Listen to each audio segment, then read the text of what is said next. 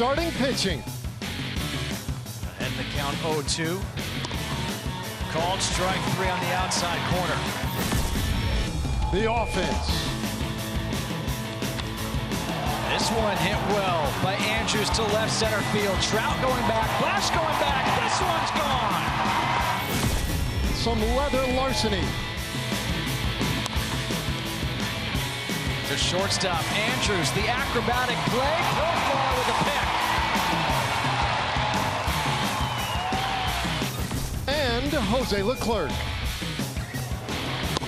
2-2 called, strike 3. All of them combined proved to be a winning formula for the Rangers against their division rival last night. Tonight, they shoot for the same mix and a series win in the rubber match. Rangers baseball brought to you by Shiner Light Blonde. It's light done right. And on an overcast Wednesday evening, we are ready for the final game of this 3-game series, the Angels and the Rangers, and it's a rubber match tonight. Welcome in, everybody. Thanks so much for joining us. I'm Dave Raymond alongside CJ Nitkowski. This is the final game of this series. We've done a lot of talking in the last, couple of months, really, about how great the young players have been for the Rangers this year. But really, it might be time to acknowledge that the veterans can play a little too. Yeah, they certainly have been playing well. We're going to start with Elvis Andrus, who has been swinging a really hot bat lately. And we're going to look at what he has done over his last day. This is really good to see for Elvis Andrus. We know the great year that he had a year ago. He has had to deal with that injury early on after getting hit by a pitch in April. And it seems like it's all starting to come together right now for Elvis. 323 over his last 8. A couple of home runs. You see the OPS well over 900. He's also playing incredible defense, as he always does. But he's not the only one. He's certainly not doing it alone. It's the veteran Adrian Beltre, who is also swinging a really good bat here as of late and showing a little bit of power. A couple of home runs over his last 4 games. 313 batting average, and the OPS up over 1,000. And for Adrian and Elvis, they both went deep in the same inning last night. That's just the second time that they have hit a home run in the same inning, and we're going to bring you back to the last time that happened. We're going to go all the way back to 2011, and this game happened, of course, in Seattle. Not only did they hit a home run in the same inning, but they did it back-to-back, and this is a really fun moment. You see Elvis right there with his home run, and there's Adrian Beltre 7 years ago following his good friend Elvis Andrus. So a fun moment in the history of Elvis Andrus and Adrian Beltre. All right, so the good friends will hope to continue that in tonight's game. And our starting pitching tonight, really kind of an interesting matchup. One we saw earlier this year. One guy at the very young end of the spectrum, the other guy on the opposite end of the spectrum. Certainly is the case tonight. It's Jaime Barria, of course, going for the Angels, and on the other side, Bartolo Colon, the 45-year-old. This will be a fun one. Barria's been a really nice story for the Angels this year. A young starter. He's done a really good job. They have been up and down with him as far as putting him between AAA and the big leagues this year, but he has responded really well, and 4 of his last 5 starts have been pretty incredible. And, of course, we know all about Bartolo Colon, what he has done against the Angels over the course of his career, 12-9 with a 3.88. This will be his first start since August 20th. It's always good to see Big Bart back on the mound. Well, for Barria, one of the things he'll have to contend with is a Rangers offense that in particular has been swinging it really well here at home. And we'll put that home offense in the spotlight when we come back. Rangers baseball is sponsored by GMC. Visit your local GMC dealer today.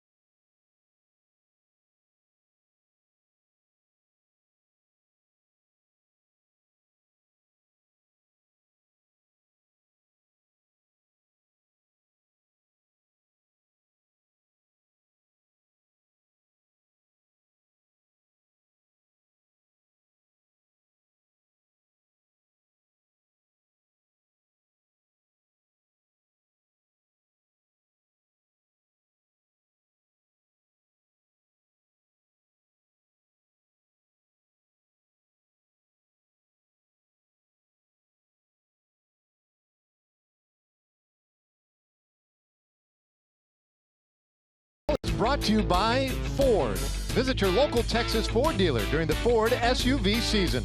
Ford is the best in Texas. Shiner Light Blonde.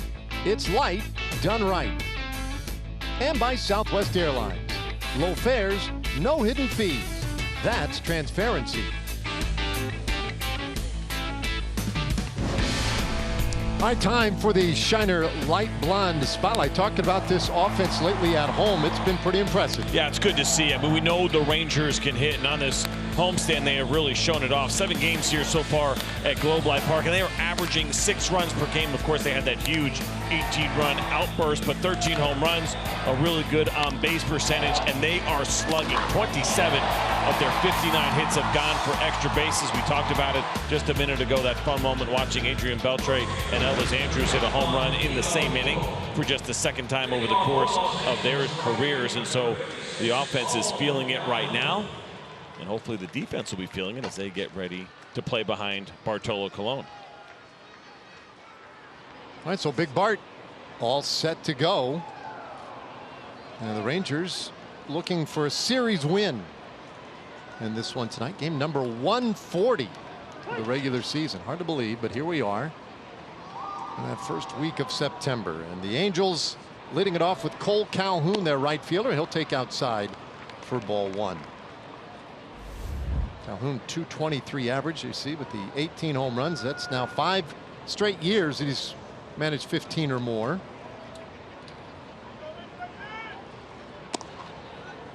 Oh, a little bit off again. 82 degrees here at game time tonight. Again, some threats early for some rain and a couple of sprinkles this afternoon, but by and large, pretty pleasant. Good playing conditions here tonight, and Calhoun rips that foul. It's 2-1. So I had an interesting conversation with Mike Sosa yesterday about Cole Calhoun, and we remember he got off to a really slow start, things just not going his way. He's been pretty unbelievable as of late, and I thought it was pretty fascinating because what he said was, Cole came into the season kind of launch angle happy. You know, the conversation had kind of trickled into his brain a little bit, and he felt like he needed to get the ball in the air more. And he said he just wasn't himself. He said his swing did not look the same. He wasn't the same guy. And so they had talked about it and kind of worked through it a little bit. And he said his hitting coaches did such a tremendous job kind of digging in on that swing a little bit and getting him back to where he used to be and getting off that. But the mechanics were not matching what he was trying to do. They adjusted, and he's been a completely different guy since. To wit, a base hit into right field to get things started tonight. So he is on. Let's take a look at the rest of the Angels starting lineup. Here comes David Fletcher, who bats second tonight at second base. Shohei Ohtani in there as the DH, batting third. More on him in a moment. Andrelton Simmons, Jose Fernandez, and Taylor Ward in the heart of things.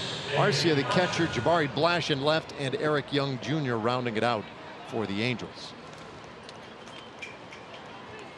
So Calhoun aboard.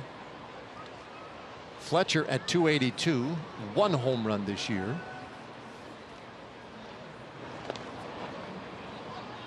And the other part of that too, he said his back started bothering him because he was taking so many swings trying to work through his issues that he was having. So you think about trying to make an adjustment, then it doesn't work out. And sometimes more work isn't necessarily better work. So it led to some issues, but he's come out of the positive side of this when it was all said and done. But some growing pains this past year for Cole Calhoun. I've been saying that for years. Nobody listens to me. Yeah, work less, get more. That's right. Yeah. More work isn't better work. Glad somebody else has picked up on that.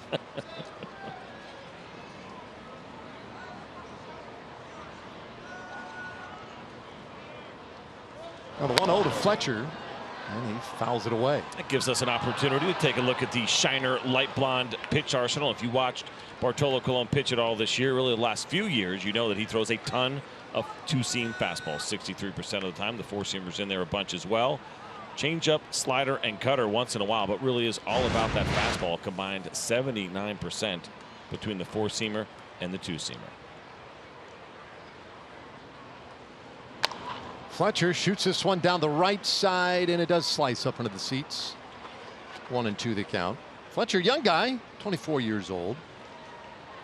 3 more hits last night. 6th time he's gone for at least 3 hits in a game. And just for whatever the reason, seems to have matched up well against the Rangers. 10 for 24 this season against Texas. So for Fletcher, maybe a little wistful as this series wraps up tonight. Angels will be off to Chicago.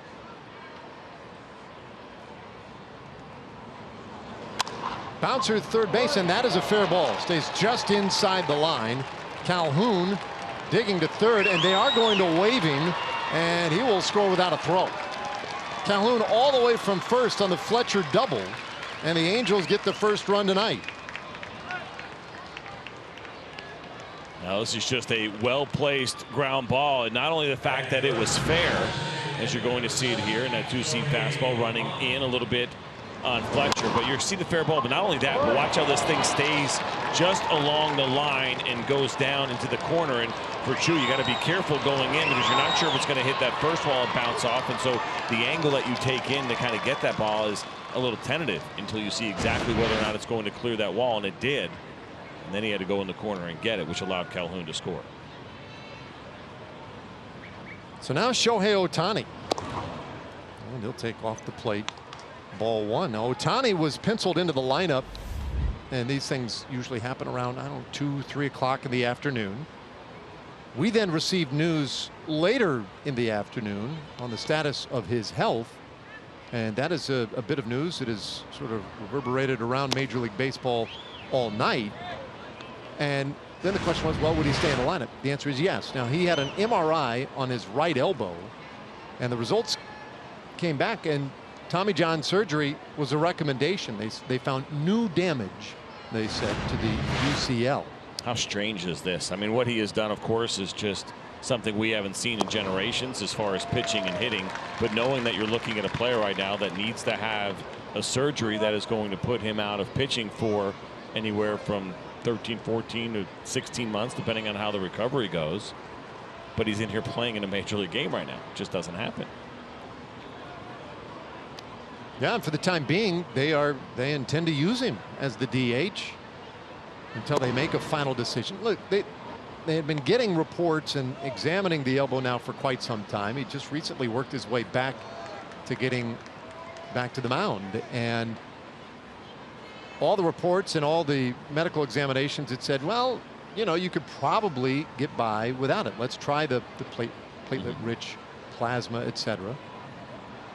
But now new damage, and they say, no, we recommend surgery. So now they're going to have to figure out when and, you know, and to what extent they're going to do it, and how much do they want to just use Ohtani down the stretch as a hitter as he draws the walk. And there's some criticism surrounding this whole situation, and I think it's unwarranted because, you know, he was cleared. He was cleared to pitch, and they said, yeah, go ahead. And Mike Sosa yesterday answered these questions just about the idea of why would they still pitch him? It's the end of the year. It's nothing to gain. You're not going to the postseason. And he said, we want to see what he has. We don't want to send him into the offseason not having thrown, not having tested an elbow that, you know, has some damage to it. So we'd rather go ahead and see what's there. And in case anything does go wrong, at least we have an idea one way or the other. We go into the offseason feeling good about how he pitched, or if the opposite is true, which it ended up being true, then we know that as well. And so some people say, well, you shouldn't have pitched at all. No, I mean, it was coming. It was going to happen one way or another. And so you know now, and if you want to get it on October 2nd when the season is over, well, that's certainly better than having it done, you know, June 2nd of next year. Yeah, no, I agree. Figure it out, and then you address it. And of course, that was a large part of the conversation today for Mike Sosa. And so they're just going to play it day by day, at least for the time being. As he pointed out, there's still a lot to digest from this. They want to get all their medical personnel on it. They want to get all of Shohei Ohtani's advisors in on it and get Shohei some time to really look at it, and then they will make their decision. So the Angels looked really smart when they let him break camp this year.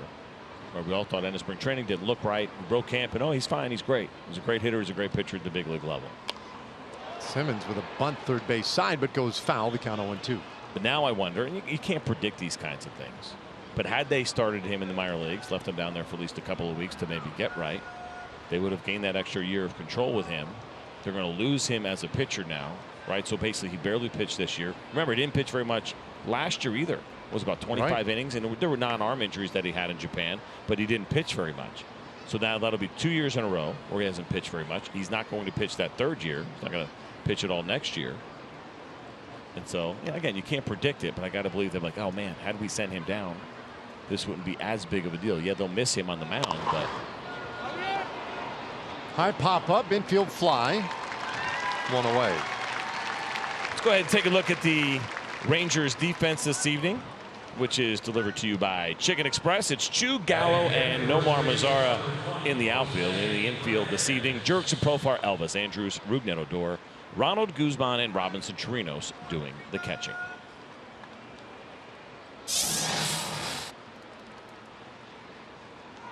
Again, not saying they could have done anything about that. I don't think they could have.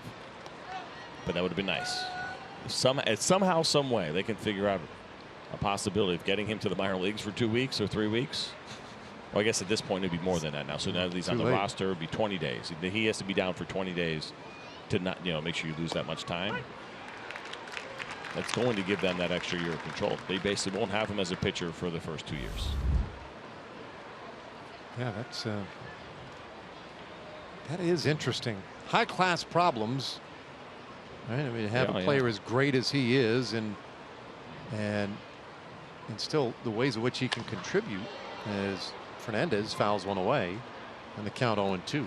I'm left wondering, so curious about what his hitting status will be for next year.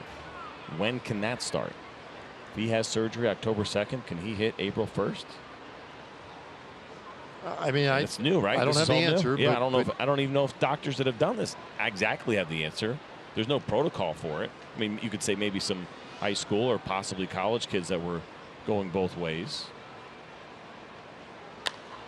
This one popped up and out of play. I feel like I am completely speaking out of turn, but I feel like there is at least a little precedent on this, right? That generally speaking, they feel like the hitting doesn't have really any adverse effect on that elbow. So as long as I guess he could withstand it, without doing any further damage to it, had full strength in the arm, etc.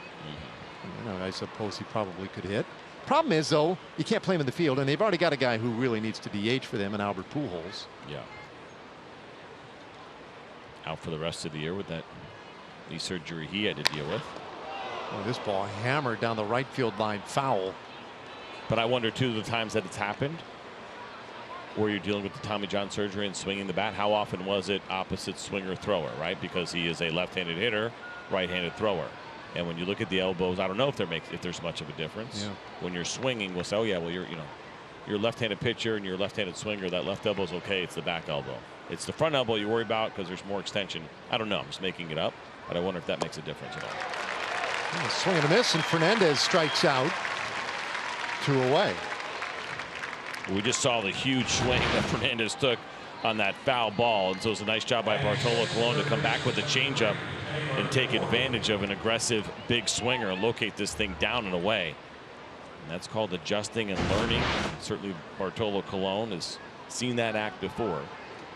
And as many fastballs as he throws, he realized it was a good time to go ahead and pull a string and throw a changeup.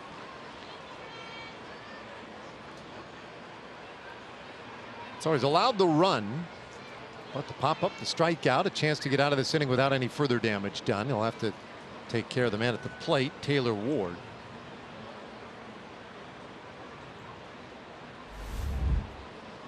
Ward a little below the Mendoza line, and with 3 home runs this year.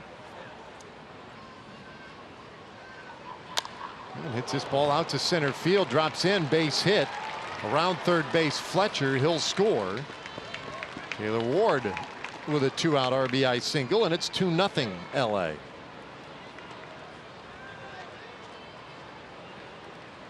Take a look at the base hit here from Ward, who has struggled against righties coming into this one, hitting just 146, but he gets that pitch from Bartolo. That's a little bit more center cut, gives him an opportunity to line that ball into center field. No play for Joey Gallo with 2 outs. Too good of a jump for Fletcher as he scores easily.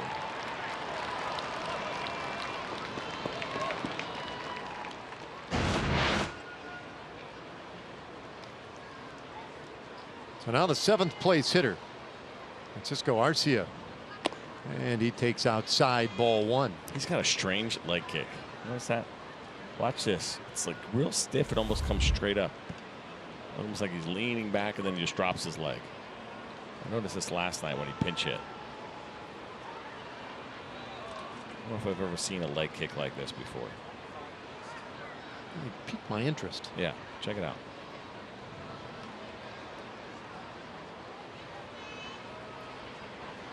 For Bartolo, this will be his 25th pitch here in the first inning. Well, the 1-0. Oh, that is a little different. Yeah. It's almost like he's a little kick out front, height, and then come on down. Oh, hokey pokey. Yeah. The stiff leg. It's cool. I mean, just so many different ways to get there. I don't think I've ever seen that one before.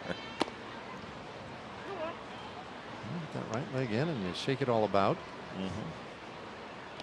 2-1 the count. There's Ohtani out at second base. He walked. Of course, the leg kick was the big story with him. Yeah. Big leg kick in spring training. He looked late on a lot of pitches, dropped a leg kick, and all of a sudden he was all world. A little bit inside. So 3-1. The left-handed hitting catcher, and Calhoun a little bit of a struggle here in the first inning. 7 wins, 11 losses for Bartolo, his 24th start of the year.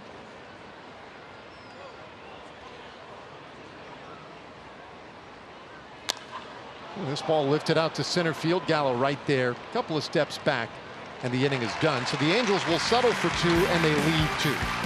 And now the Rangers come to bat.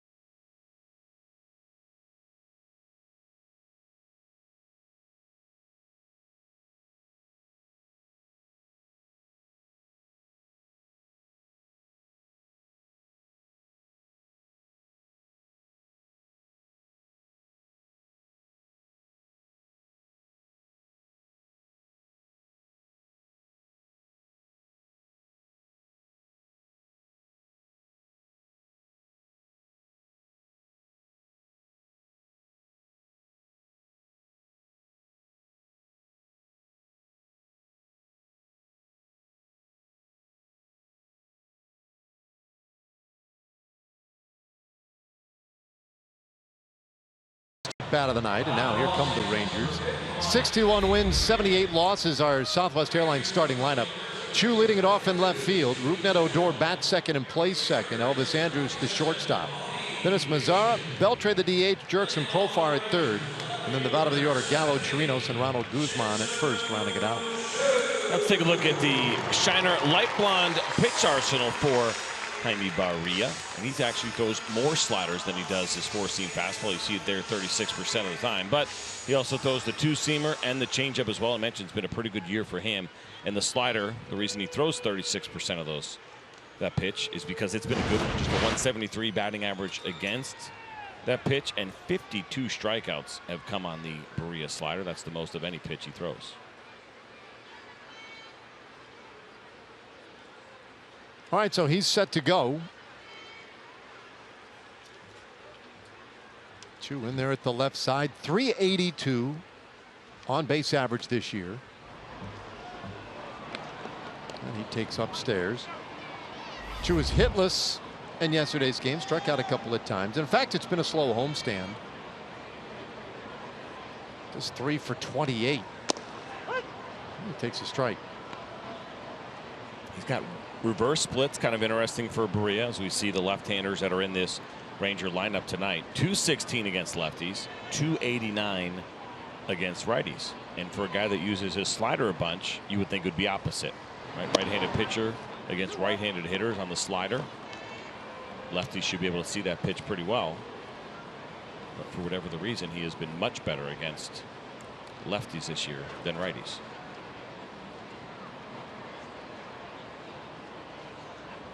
Well, it's 2-1.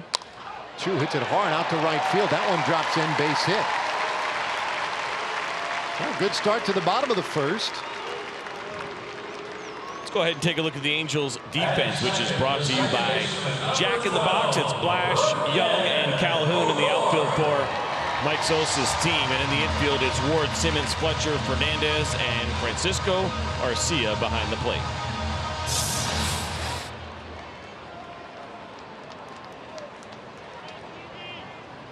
A base runner on now for Rougned Odor.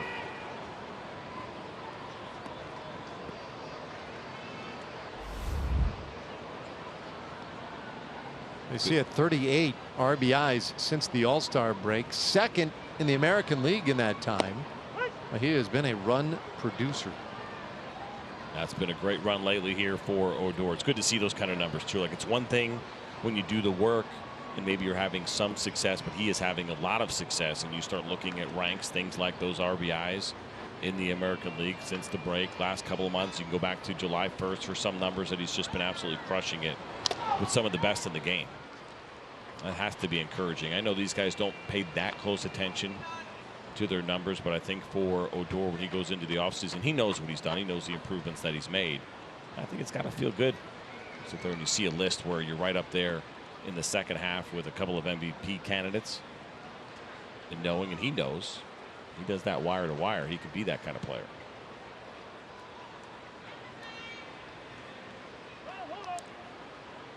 A little too long a look in there by Barria. So I know that writers don't write the headlines for their articles. Right? The Shohei Ohtani. Yeah, they always say they don't. Oh, they say they don't, right? They lend a little influence once in a while. A bouncer right side. Flagged by Fletcher.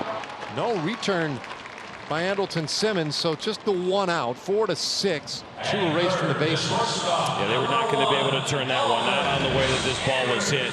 As Rougned Odor gets the top half of this ball, hits it into the ground, and it was a couple of slower hops, and they went ahead and took the lead runner. And you know Andrelton Simmons will take a chance anytime he can with that great arm, and even he knew there was no chance to get Odor. But the Bob Nightingale story about Shohei Ohtani, title of his article, Ohtani's Tommy John surgery recommendation stinks for Los Angeles Angels fans. That is the title of the article, which is accurate. But, you know, that's not exactly how they teach it in journalism school. So it's also the lead paragraph.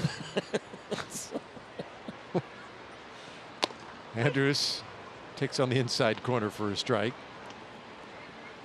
Well, we were talking about Elvis in the open tonight. 1 for 3 with a homer yesterday. Also walked, scored 2 runs. And now hits in 3 straight games for Elvis. So it's been a good homestand for him. A very good homestand, in fact. As Odor over there at first. And he takes a strike to count 0-2. I'm guessing by that reaction, Elvis would disagree. He didn't think he stopped, I think. I think he was frustrated with what happened here. Let's see if he thought, I think there was enough of a pause there. I just felt like he might have been a quick pitch, and there wasn't enough of a pause from Barria.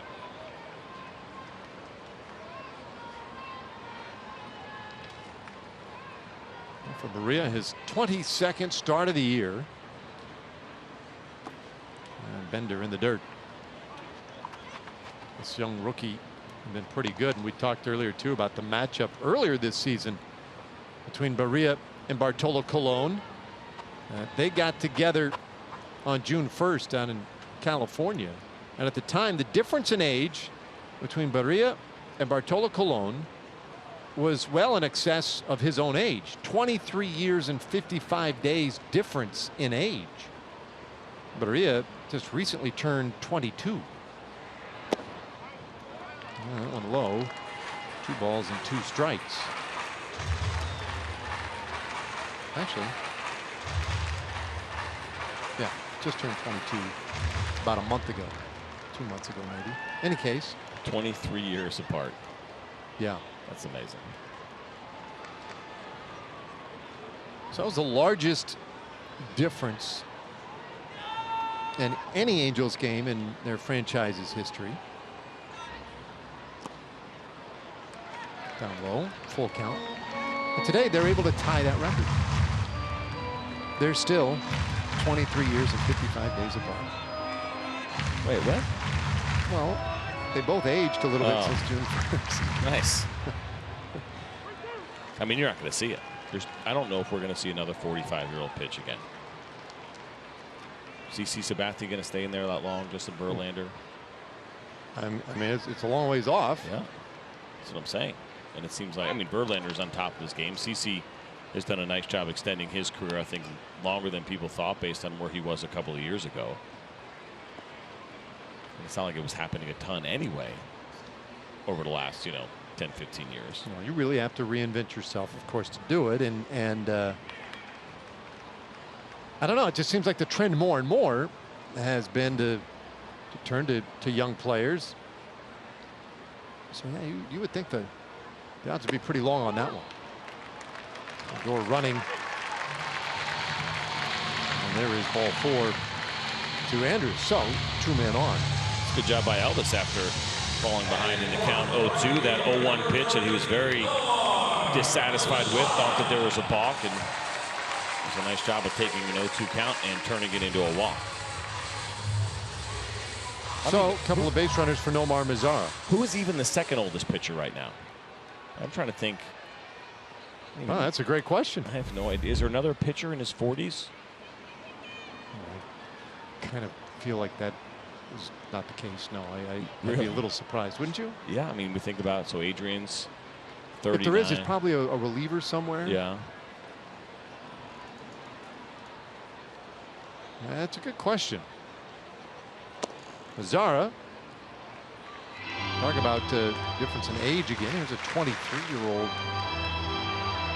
batting here in the cleanup spot. Waiting on deck will be the 39-year-old Adrian Beltre. There he is.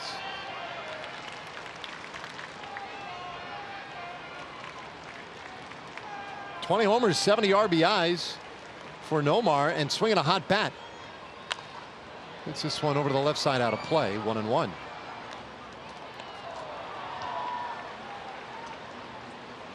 Peter Moylan, 39 years old. There you go. Wow. So this is a really cool. Baseball Reference does this, where they have the oldest active player in each league. It's 4 years running for Bartolo Colon. Oh, I take that back. He was the oldest NL and AL player last year. Oh. That's what it was. So it's actually only 3 years where he has the record. The Troy Hawkins, who we just saw here doing some Minnesota Twins games, Keller. He was the guy for a couple of years in a row. How old he pitched was 42. Wow. Some bullcrap, right? He looks like he's 25. He does not even look remote. And that was, a couple of years ago. So it was 3 years ago. He's 45 now. Him and Bartolo are the same age. Wow. I'd love to see them side by side. It'd be a fun game. Off the plate, 2-2 to Mazara.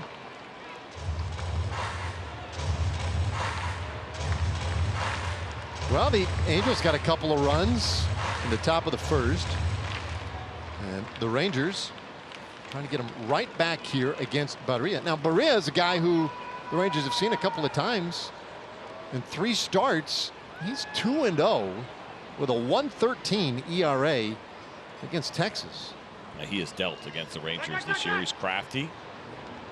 Doesn't overpower you. You've seen the fastball already tonight. It's 90-91.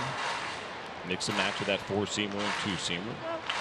Change up and slider. Throws a lot of strikes, but does a good job of staying out of the middle of the zone when he's on. At least against the Rangers he has.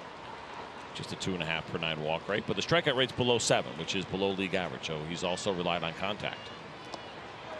Out of the dirt, and it's a full count now on Mazara. He's starting to expend maybe a little more energy than he had hoped here in this first inning. Only 1 out. Another full count. And the Rangers would love to keep the pressure on. You just mentioned how good he has been so far against the Rangers this season, and the first and second situation. Make sure you don't get into that ground ball double play. You don't want to let this guy off the hook.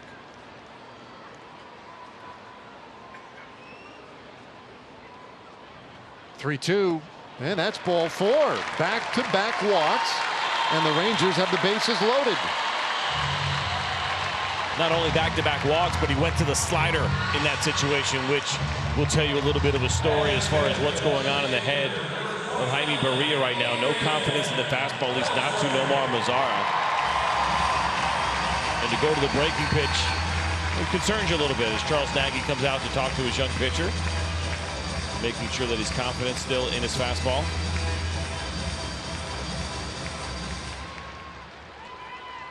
Have you ever talked to Charles Nagy? I have not. I'm convinced there's not a more calm human being on the face of the earth, which is great for a pitching coach.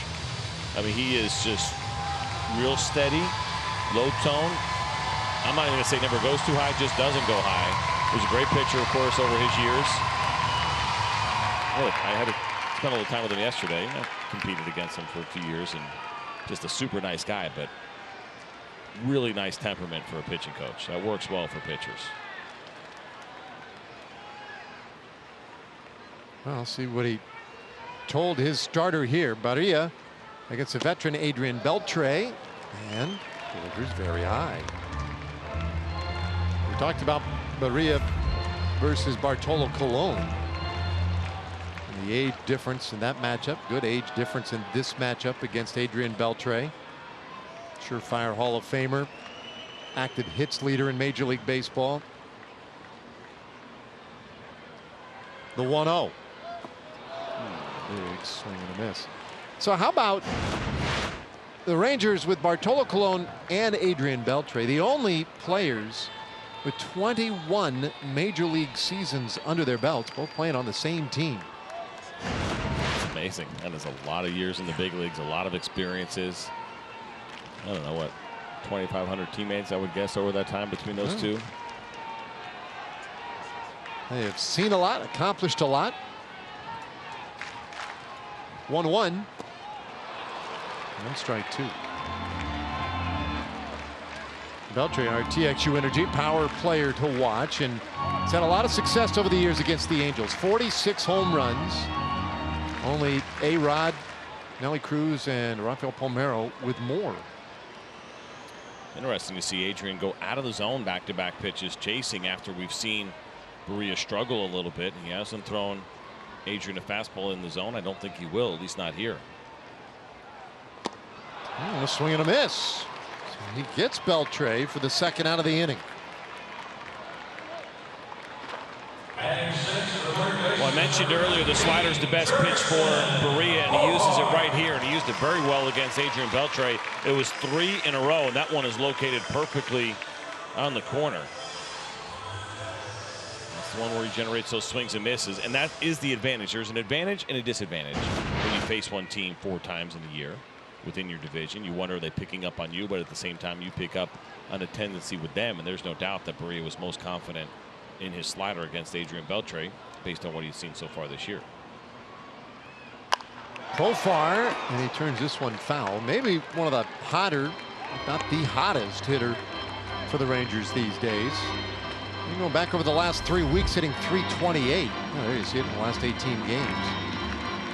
Been a great year for Jurickson Profar. What was that, 2 nights ago? We had those 2 missiles that he hit that were turned into outs. I mean, even his outs have been hard. He has the bases loaded here with 2 away. Odor, Andrus, and Mazara. You can almost say he makes a lot of loud outs Saturdays on Sirius XM. I would, but it would be a shameless, pathetic promotion. There you 10 to 1 Eastern.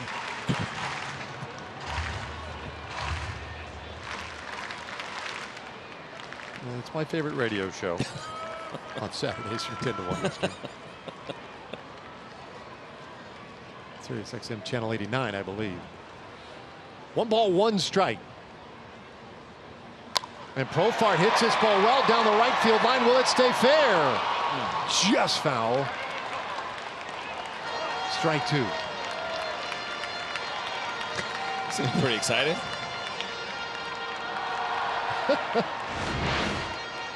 You never want to guess what's going on, you know, with fans, but it's also kind of fun to guess. I looked a little nervous. Could be brother, sister, or could that be a baseball date? Could be. Look at that look, right? A little nervous look to him. Maybe. Nobody real sure what to do or think down there, it looked like. All right, well, big pitch potentially coming here to Profar. Down to the count of 1-2. Very high, 2 balls and 2 strikes. Some deep counts for Barria early on here. Baseball, a game where you can relax, just chat with the person you came to the ballpark with. Or stare into the abyss.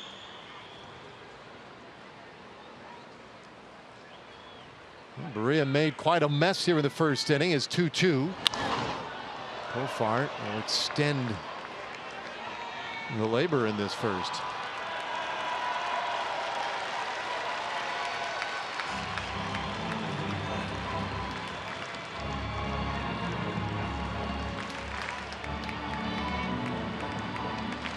Profar, career high in just about every offensive category. Most hits, runs, doubles, homers, RBIs in a season for him. He's 10 for 10 in stolen bases.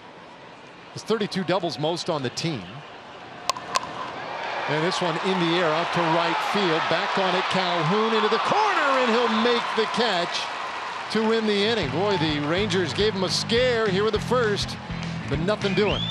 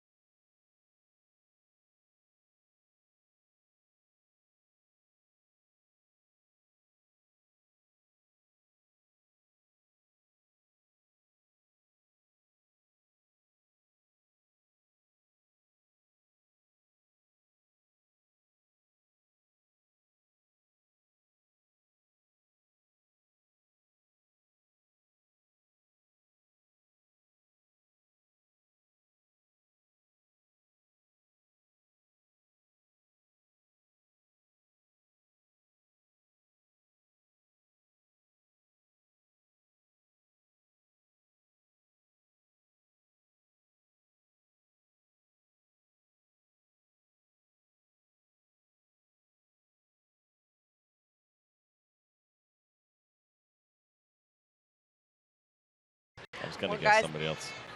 The Rangers employed the opener strategy earlier in this series, so I asked Jeff Bannister before today's game if Bartolo Colon would maybe have a shorter leash, kind of in that vein, just because we haven't seen Bartolo in a while.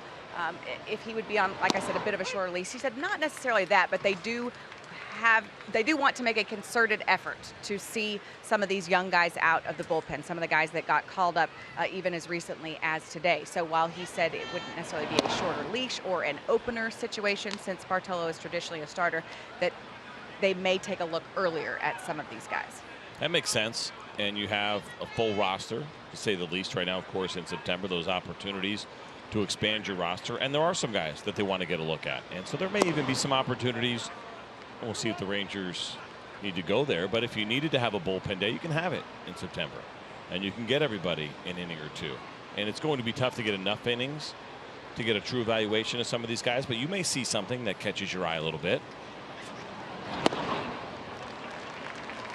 2 balls, 2 strikes on Jabari Blash. Blash leading it off, the left fielder tonight for the Angels. 8th place hitter.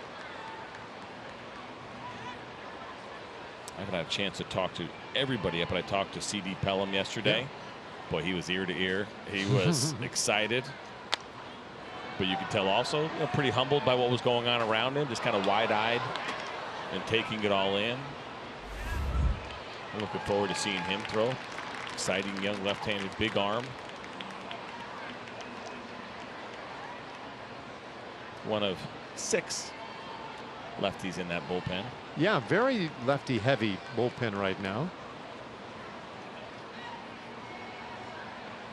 2-2. And Blash swings and misses strike 3. Second strikeout of the night for Calhoun. Well, we know Bartolo is going to use that fastball so often. He knows how to use it well. Not just the 2-seam fastball to be able to sink it, but then also the 4-seamer to elevate when he has to. And you see a good one right there. And Blash is a guy who is strong. He can hit it a mile, but there's a lot of swing and miss in his game. Bartolo knew if he elevated there, he could get it by him, and he did.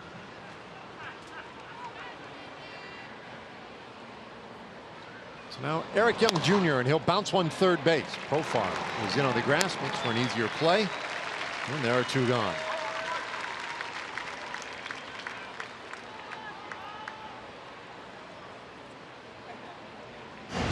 Well, Southwest Airlines and Fox Sports Southwest invite you to slide into a suite. All you have to do is tweet where you want to get away, tag Fox Sports Southwest, and use the hashtag sweepstakes for your chance to win a VIP Texas Rangers suite experience and 40,000 rapid reward points. Simple instructions, pretty nice opportunity. Hope you'll take part. 2 gone here, and Cole Calhoun takes a little bit low.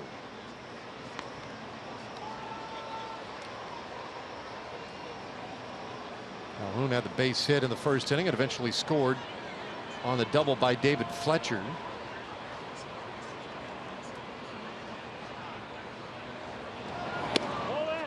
It's a little bit tight, 2-0. We're talking about Calhoun last inning and the slow start he got off to, and Mike Scioscia talking about that launch angle infection. He was hitting 145 at the end of May. And it was an awful struggle for him. Hits this ball well out into short right field, and Odor was out there to reel it in, and the inning is done. It's a 1-2-3 top of the second for Bartolo Colon.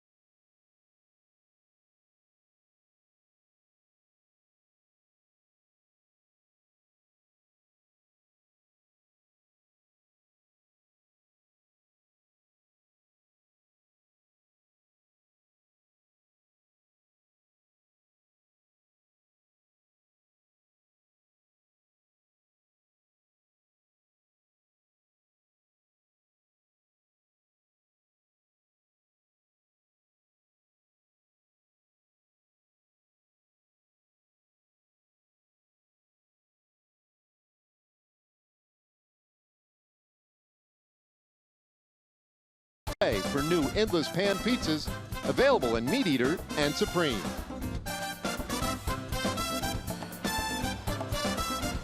So we go to the bottom of the second inning, bottom third of the order coming for the Rangers. Gallo, Chirinos, and Guzman here.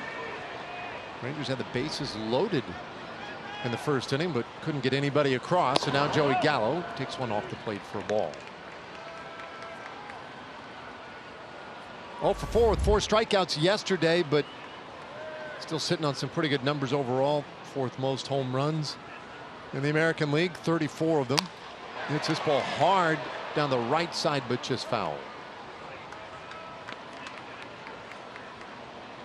So for Gallo, I mean, you're talking about a career year, at least very much on the verge of it. You see his career highs on the right, and what he has done already this season. Well, he'll get the at-bats. Already has the doubles, closing in on the homers, should pass at RBIs. I mean, and he's very close to clearing his mark for walks as well. Fly ball out to left field, 1 away. I think Joey will tell you that he's always looking to get better, and there's always room for improvement, but deserves some credit for the year that he has had. I mean, go back to last year when he made the team kind of unexpectedly, right, coming into the season, and responded really well to that. Got a full year in the big leagues, and we saw what Joey Gallo could do, and then we've seen some improvements this year as well. And these guys are pretty hard on themselves, and they set their expectations really high, but it's been a good season for Joey Gallo. And again, doing it where he's been asked to explore a new position as well. Center field, right field, right? I mean, that's not as easy as it may sound. So he plays left, or he has played left, so you can put him anywhere. Of course you can't. Every position is different. So you're out there working on those different angles, working on those different positions, the positioning defensively on shifts where they want you to be, all of that. And then every once in a while they throw him back at first, and he's done a good job there. So the defense has been really good this year as well for Joey Gallo. Chirinos takes high, 2-0. The thing about Gallo, this is his 6th start in center field. He's made over 30 starts at first base, nearly 70 starts in left field. And he's closing in on 15 starts in right. Oh, my goodness. Up and away, 3-0 to Chirinos. The Rangers did draw 2 walks in the first inning. So Barria not exactly dialed in here early on. Of course, for him, first time that he's pitching into September in his career as a rookie. That's something that the Angels are keeping an eye on. They have just had a really bad run of luck with starting pitchers and their injuries. Right, Garrett Richards trying to keep him healthy. There's been a lot of guys, Tyler Skaggs, and trying to get that figured out. And so they got a good piece here in Barria, and one that they want to be very careful with. A foul out of play. Sosa did not want any moping about that or any sad sack demeanor about it today. He said, look, everybody has bad luck. Everybody has injuries. We're not alone. We just have to power through it. It's unfortunate. It's not fun. Nobody wants it, but like a good leader, of course, he'll encourage you to set the eyes forward.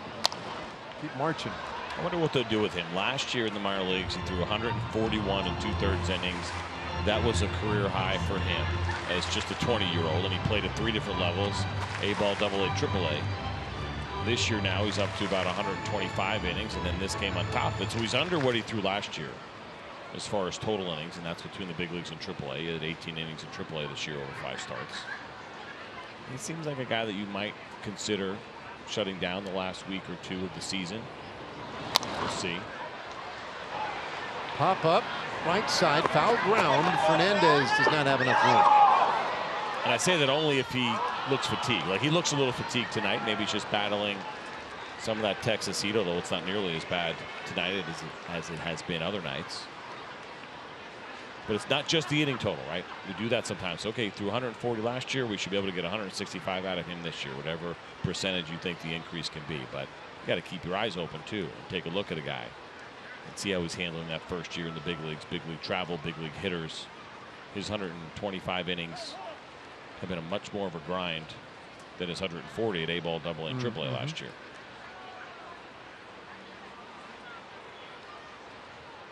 Another deep count. He's gone full here to Chirinos. Oh, and a swing and a miss. Chirinos strikes out. Second strikeout of the night for Barria. It's Phantomonium. Rangers fans can get $1 tickets. That's right. $1 parking. $1 hot dogs for the 105 day game on Wednesday, September 19th, courtesy of 105.3 The Fan.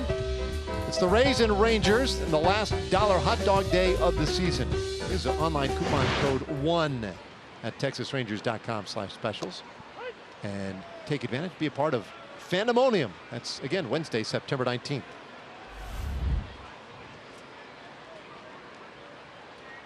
Guzman up there with the bases empty, 2 out here in the second inning. And, boy, I've seen a couple of swings now. One from Chirinos, one from Guzman right there, where obviously Barria getting some real deception. 0-2. That's in the dirt.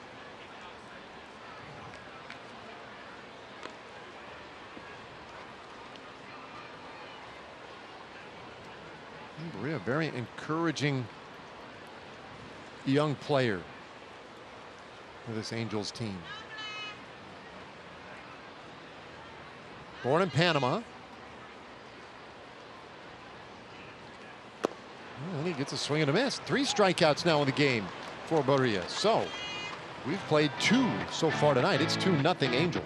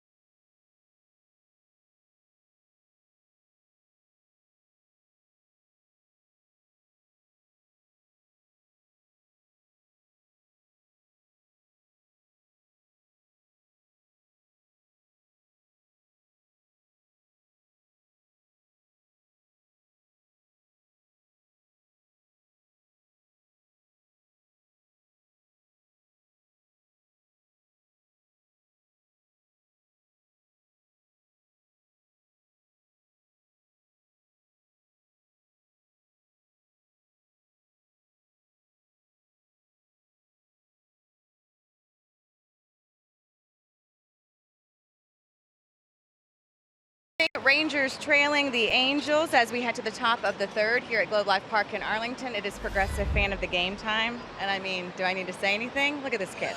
Damian Jones is a giant Rangers fan. Do you like baseball?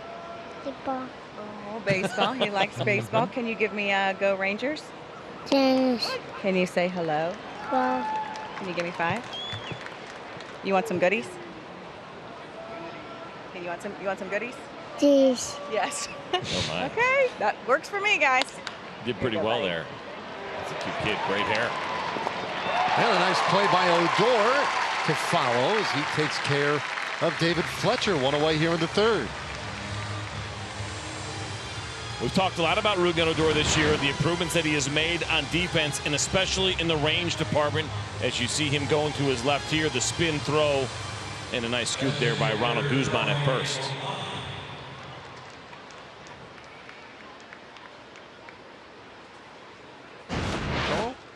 He approves. So now Ohtani, who walked in the first inning, homered yesterday, and hits this one foul for strike 1. We saw a rarity last night. I know you saw it when you were watching the game last night with Mike Minor, where Elvis Andrus made a great play up the middle. And Minor, who's pretty stoic when he's on the mound, big smile mid-game. It's almost like it's just, you know, infectious and contagious. It's pretty hard not to when the rest of the infield is always smiling for the most part here. But you don't see that from Mike Minor. He's game face. He's all the way in come game time, and he turned after a really nice play and pointed out. And huge smile from Mike Minor on the mound. As we're looking at the Bartolo Colon reaction and see that from pitchers. Yeah, I like that. Yeah, I love it. I agree. And I think even seeing that from Minor just says, look, I mean, you cannot forget or take for granted the fact it's his first year of the ball club.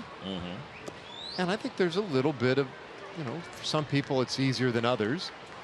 You gotta ease into it sometimes. And I just think he's getting more and more comfortable. And I think, you know, this year a little bit of an experiment in terms of getting him back into a starting role, and he's getting really comfortable and I think confident and happy about the way things have gone, and so really encouraging to see that kind of reaction. Yeah, and did a good job last night. 5 innings for him, a couple of runs, punched out 7, picked up the win. And it's really amazing to see how he has gotten stronger as the year has gone on. Little tapper back to the mound. Karam's off Bartolo. Profar can't quite get it to first in time. What a great effort by Jerks and Profar. And the Rangers, yeah, they might want to look upstairs to see how close that was. Shohei Ohtani, I think, is faster than most people realize, and he's got some pretty long strides. You're going to get a good look at the replay here. Ooh, that might be worth challenging. And of course, Ronald Guzman, always the best effort as far as stretching. Unbelievable. That's a great play by Jerks and Profar. We'll watch Guzman here. We know he's such a great stretcher. He gets out. And, ooh, yeah, they're going to go for it. That's a tough call. That's a really tough one. Now, this is the best view, I think, as you can see the cylinder. Yeah, see? Not only the best view for the cylinder, but because mostly looks like he's out from that angle. Yeah. This angle, that's not going to help. That's not going to. That one's. And really the problem hard is, to and you know, you and I talked about this, and we did get the final answer as far as what happens in New York, because sometimes you see things from 2 different angles, but you can't see it all in one shot. And they actually can sync those split screens up in New York and look at 2 different angles at once that are exactly perfectly synced up. And so we'll find out. But it's funny. I really liked one angle and I really hated another one. Yeah, exactly. And they get to see them all. And because of that, I think that tells us that we will not see this thing overturned. Unfortunately, that's my guess based on the last one. Replay challenge. And again, the problem you run into is that the call was safe. So the question is, maybe not so much was he safe or out, but was there enough to really overturn it? And there was not. This may be not the call being confirmed per se, but simply that it stands. Didn't have enough to prove otherwise. So Ohtani is on via the infield hit. He can run, man. He really got down the line fast. It was a great effort all the way around. Certainly from Jerks and Profar and Ronald Guzman.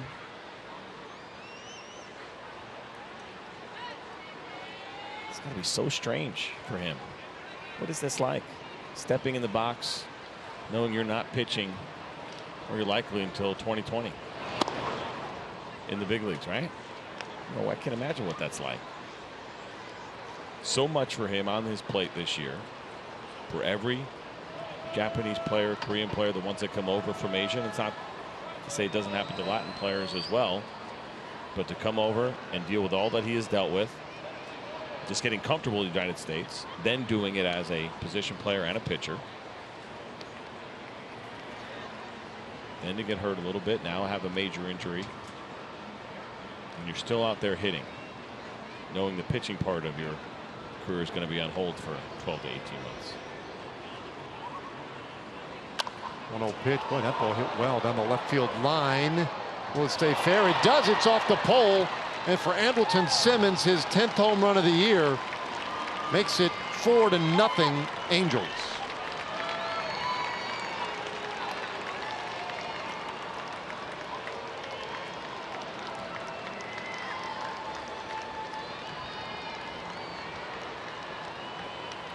Well, we know it's been a very good year for Andrelton Simmons at the plate. We also know that he takes some really big hacks, and he does right here. A Bartolo Colon 2-seam fastball that came back over the plate. Actually, I take that back. It was a changeup at 78 miles an hour, and you saw the run on that thing. And it's actually one of those pitches you wish it would have ran a little bit more, because it would have been difficult for Simmons to keep that ball fair.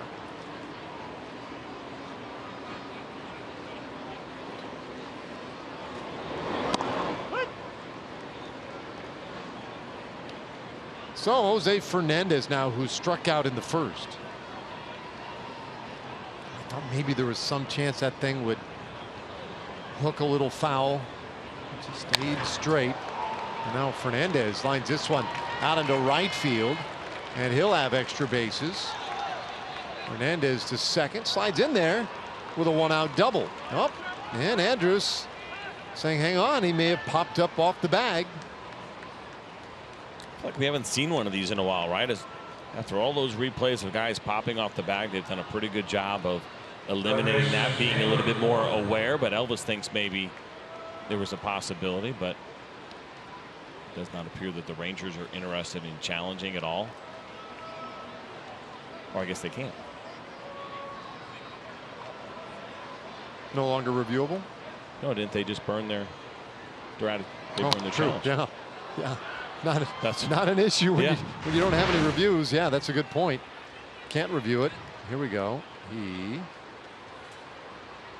don't know that he ever left the base anyway. Not to mention the fact that you don't love that. I mean, if you come off, you come off. You could get an out of it, great. But bounce at third base. A little more fun to get it legitimately like that. 2 away. Okay. Meanwhile, time here for a Chevy game break. Let's check in with Rick Renner.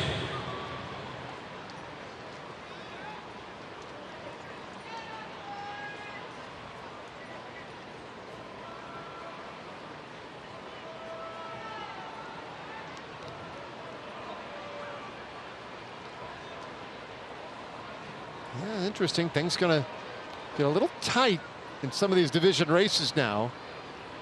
I think the contenders have all been identified at this point. You know who's in and who's out, and now we'll see who's going to be able to perform in these peak moments of the season. It'll be fun. Arcia now 0 for 1. As Fernandez out there at second base, and he smacks this one foul. It's no balls and 2 strikes. You heard what Rick said there. Who hit that home run? Brandon Phillips hit that home run off of Minter, who throws really, really hard. That was his first at bat with the Boston Red Sox. Yeah, and when was he even signed? Home run in the 9th inning. He was in the minor leagues with them. I don't know how much time he spent with them at AAA. And they decided to call him up in September. And what was funny about the way that they phrased it, they said, well, they were just really impressed that he decided to stick it out in AAA. Brandon Phillips is 37 years old. Of course, all those years in Cleveland, Cincinnati. Actually spent a little bit of time with the Braves and the Angels last year. And I thought maybe we were not going to hear from him again, potentially. But he decided to go ahead and go to the minor leagues and played in 38 games with the Boston Red Sox in AAA.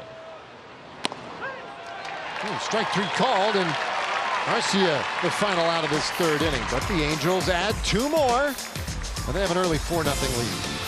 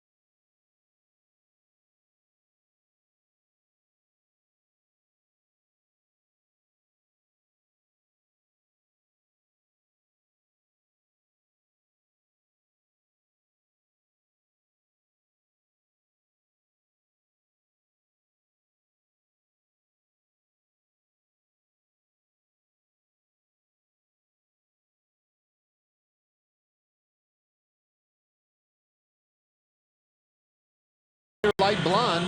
It's light, done right. The Rangers offense. I need to get something fired up here. Had an opportunity in the first. We couldn't cash in. Stranded the bases loaded. And now the top of the order in this third inning against the rookie Jaime Barria. 9 wins, 8 losses, a 3.46 ERA for Barria. And this is 22nd start of the year.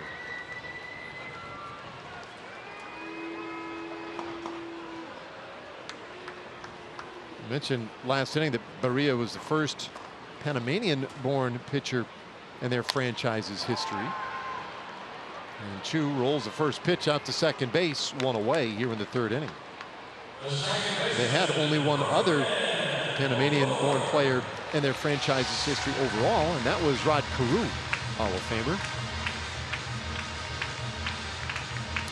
Here's their 2 for 2 so far. Yeah, I think they're doing all right. They ought to maybe spend a little more time looking down there. I think that's some pretty good advice.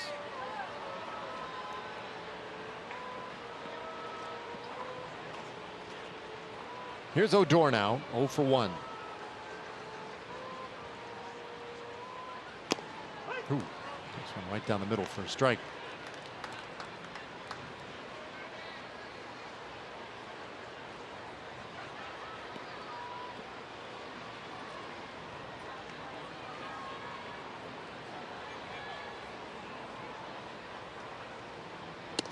We're talking about Odor being a run producer in the second half by virtue of those 38 RBIs since the All-Star break, which are second most in the American League. And if you believe that runs matter in baseball, and there are some people who would tell you that, he's scored more runs than anybody in the American League since the All-Star break. He scored 40, driven in 38. I mean, you talk about a big piece of this offense in the second half, or of any offense in the second half. Odor is exhibit A. And a lot of times we look at runs scored the way we might look at RBI, where they are, team dependent to some degree. But in that case, we've seen it a bunch. Odor's run the bases really well. There's been some really good plays at the plate, some good slides, aggressive base running. So it's not just your teammates driving you in. You play a role in that as well. Ball and 2 strikes. Now he has made 17 outs on the bases this year, and that is most on the team. But I think it goes back to what you were saying, though. He's aggressive, and Jeff Bannister has been pretty clear about it. He wants that aggressiveness. And Rugi's been caught in some pretty tricky spots too. Some hit and runs that the second half of that weren't executed. He was hung out to dry a little bit. Ooh, take strike 3 call. 2 away here in the third inning. That brings up Elvis Andrus. And we've been focusing on how Elvis has been playing here at home. And how about that? All of his home runs here at home. Average over 320 in this ballpark. And a very healthy OPS at 860. This has been a very friendly ballpark for Elvis. He's crushed it here. He's obviously comfortable here. And just overall, as we touched on our open, he's just been swinging a much better bat lately. A couple more of those balls falling in. He's had a lot of hard luck. But going back to what you were just talking about with Odor, experience is your best teacher, right? It's the way you're going to learn, and you're going to learn by making aggressive mistakes. I talk about all the time. I bring that up when I'm working with young kids. Whatever sport you're playing, go make aggressive mistakes. You're going to make mistakes. If you're timid, those are not the mistakes that you want to be making. Those are more difficult to learn from. And it's always easier to pull somebody back than it is to push them forward, right? So go ahead and make those aggressive mistakes, and that's why Jeff Bannister is okay with it. Now, do you want your guy running into an out all the time, missing the cutoff man, that kind of stuff? No. But he sees value in it. A high fly ball to center field. And that will do it for the Rangers here in the third inning. And that's a 9-pitch half inning for the young man, Jaime Barria. We go to the fourth, 4-0.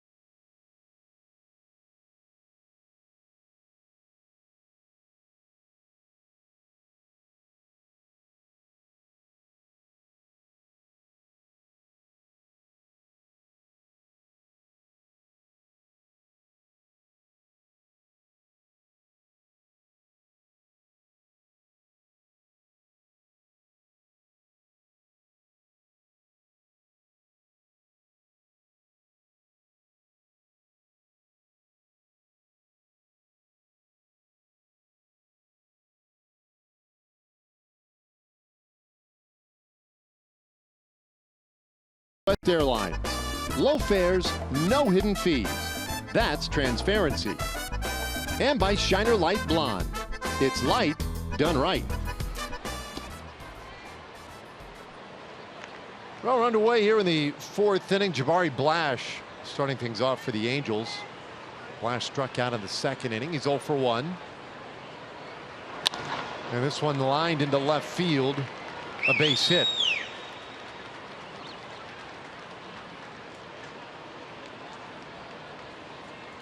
It was a loud base hit too. We mentioned this guy's got some power.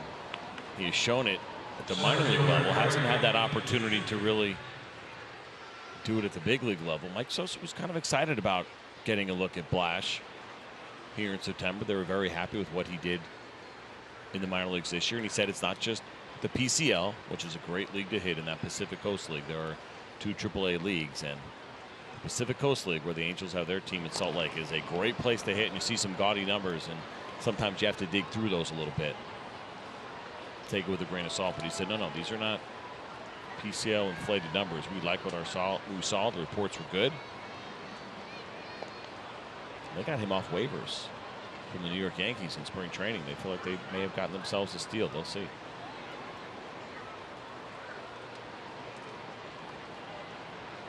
Mike Sosa giving him a chance in left field tonight. And now Blash getting a lot of attention over at first, as Calhoun has made 3 straight throws over there.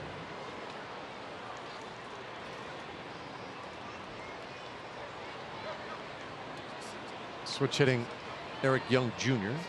the left side of the plate, waiting patiently for an opportunity here. 7 hits already tonight for the Angels. And that one is off the plate for a ball. Just to give you an idea what those numbers were for Blash: 29 homers at the minor league level, OPS over 1100. 317. Slugged 700. He slugged 700 in AAA this year. I think he's always been kind of an intriguing guy. A lot of teams have taken a stab at seeing what they can get out of him. Rangers even drafted him years ago. He did not sign. Returned to college at Miami-Dade. I think that was the highest he had been drafted. It was a 9th round selection by the Rangers. That was back in 2009. But he had been drafted out of high school and had a little academic trouble early on in college. Going to go to Alcorn State. Ended up at Miami-Dade. Played a couple of years there. Anyway, the Mariners drafted him and signed him. And then he's been well traveled since, as Young takes a strike to count 2-1.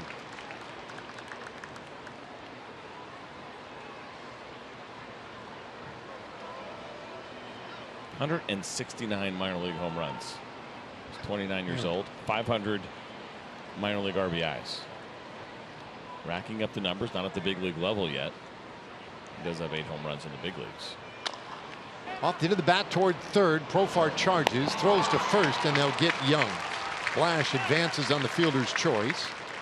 1 away. Nice job here by Jurickson Profar. We saw him make an almost incredible play earlier in this game. Watch him come running in. Fielding that nice hop makes it a little bit easier, but that doesn't mean it's an easy play. He made it look easy. Jurickson Profar continues to get it done at third base.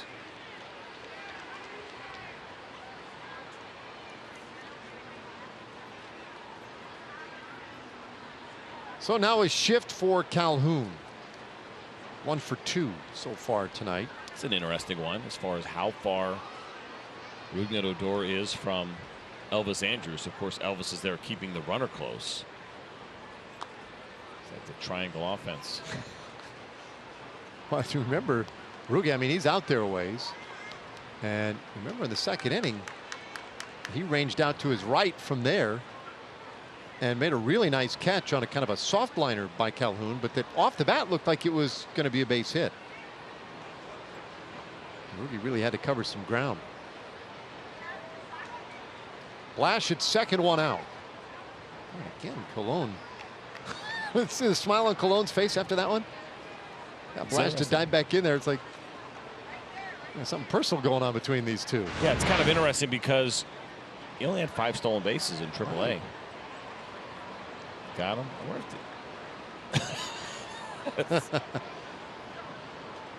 if they ever cross paths? Is that possible? Big league time came in San Diego. That one gets away. Into third is Blash. And that one might have gotten just a piece. Another runner. I'm not real sure. Let's take another look. Nope. Elvis just missed it. Yeah, just whiffed.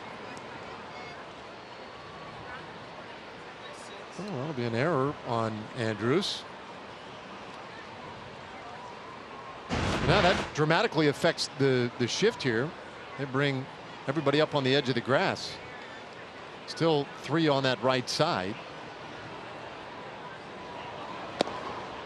It's 2-0. And we saw Bartolo throw how many times over to first? Twice?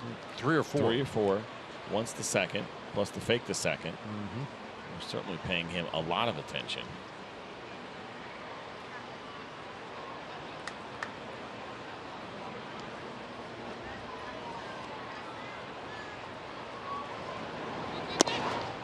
Inside 3-0. And Blash, what you didn't see there on your screen was he went Superman back into third base. So he can sense that something's up. Yeah, he busted it back right here. Watch this after the pitch. Whoa. It wasn't like there was a fake throw from Robinson Trios or anything. Bartolo's in his head though. 3-0. There's a strike.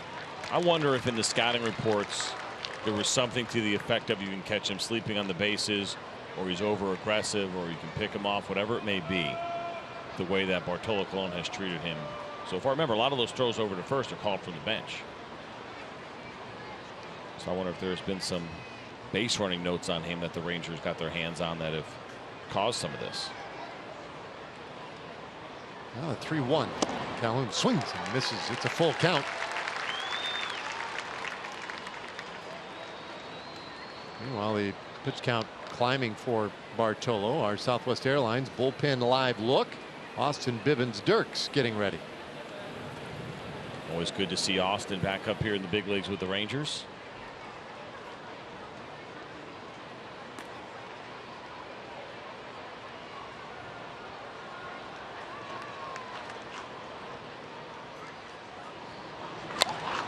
High fly ball out to right field. Lazar will have room. Blash tagging, and Nomar doesn't bother. A sac fly for Calhoun, and it's 5-0 Los Angeles.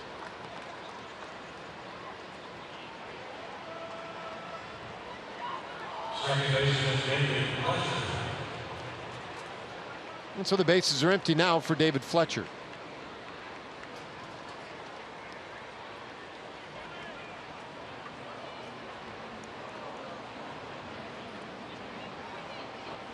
Fletcher doubled in a run in the first inning, also scored. And he takes a strike. Talking about these earlier, the numbers for David Fletcher against the Rangers this year, kind of remarkable. The .417 average, the OPS, a little over 950.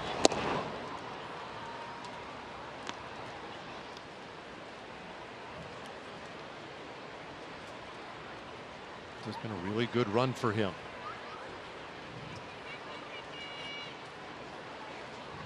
Bartolo's 1-1, and it's a little bit low.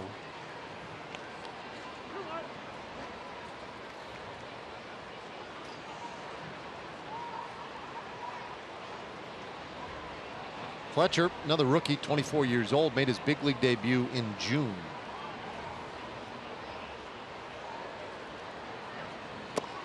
Takes low. Now, since his debut, he has now 69 hits for the year, and that's 4th most in the majors by a rookie, 3rd in the American League. So he really has been quite productive. 6th round pick too out of Loyola Marymount, and not only has he done a nice job here in his rookie year, but he was crushing it in AAA as well. So an overall really good season for him at his age 24 season, he was hitting .350 in the minor leagues, and he had a .953 OPS on pace plus slugging, but with only 6 home runs. So he was doing it a bunch of other ways. 25 doubles in 58 games.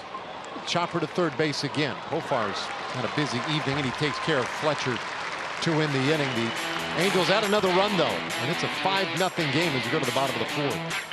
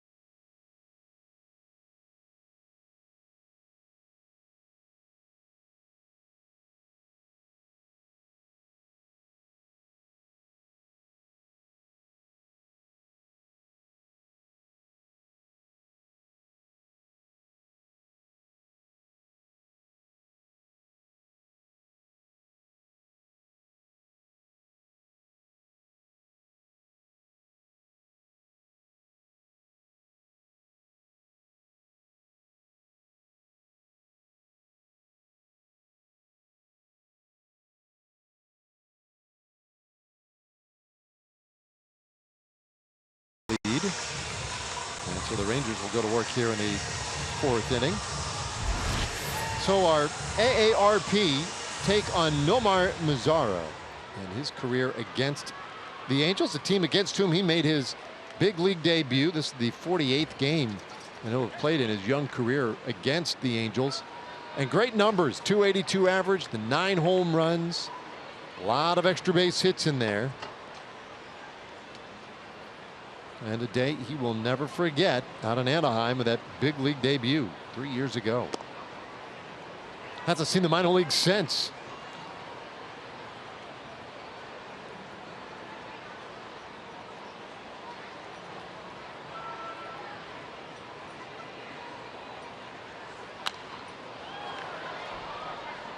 One and one on Mazara, who walked in the first inning. In fact, he was the last base runner the Rangers have had tonight against Barria, who has retired 8 in a row. And that walk loaded the bases at the time. 1-1. And this one up the middle into center field. That's a base hit.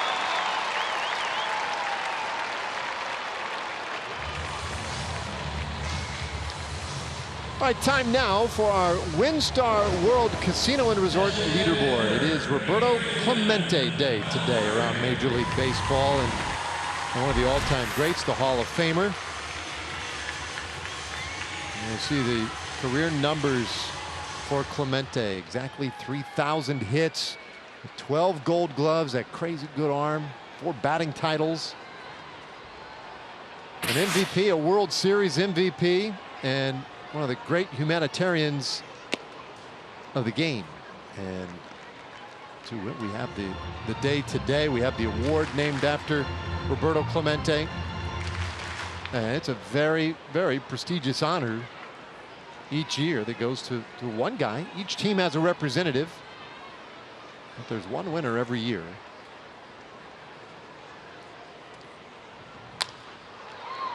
Beltre sends this one straight up in the air into right field. One away. So you look at the representatives for both the Angels and the Rangers for the Roberto Clemente Award this year. Andrew Heaney for the Angels, and Cole Hamels, even though he is now with the Cubs, and of course the award trying to recognize those guys who go above and beyond, both on and off the field. And there's no question with the philanthropic efforts of Cole Hamels. And he is a very good representative. Had a very nice message today on social media about that, and had very complimentary things to say about the Rangers for allowing him to be the nominee, even though he's no longer wearing that Rangers uniform and now in Chicago, and had a lot of great things to say about the fans and the city and the organization. And you're right. I mean, you talk about awards that are available and so many different things that we see that players are honored with over the course of a baseball season. But this is the one that they are most humbled by, most appreciative of, and the reactions from guys across the league, they're almost like they're in awe of it, right? It's just, you hear that name and you can be associated with the name of Roberto Clemente for your service, not because of the kind of player you are, but your service to the community and taking advantage of your platform and using it for good, and paying it forward.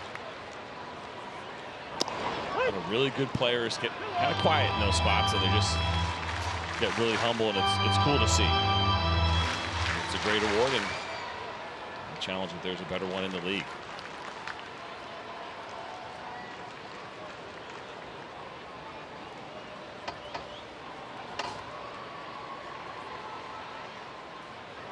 Barria checking in on Mazzara over there at first. 2-1. Bouncer, and what a snag by Fernandez from his knees. Goes to second, on to first, not in time. Boy, what a defensive play though by Fernandez at first. That was incredible, and the fact that they were even thinking double play. A lot of times you just take the sure out at first, but with his body going that way from his knees, he fires a strike to Andrelton Simmons. And even if that throw was in time, Barria did not have a foot on the bag. But look at the full extension. That is a tremendous play.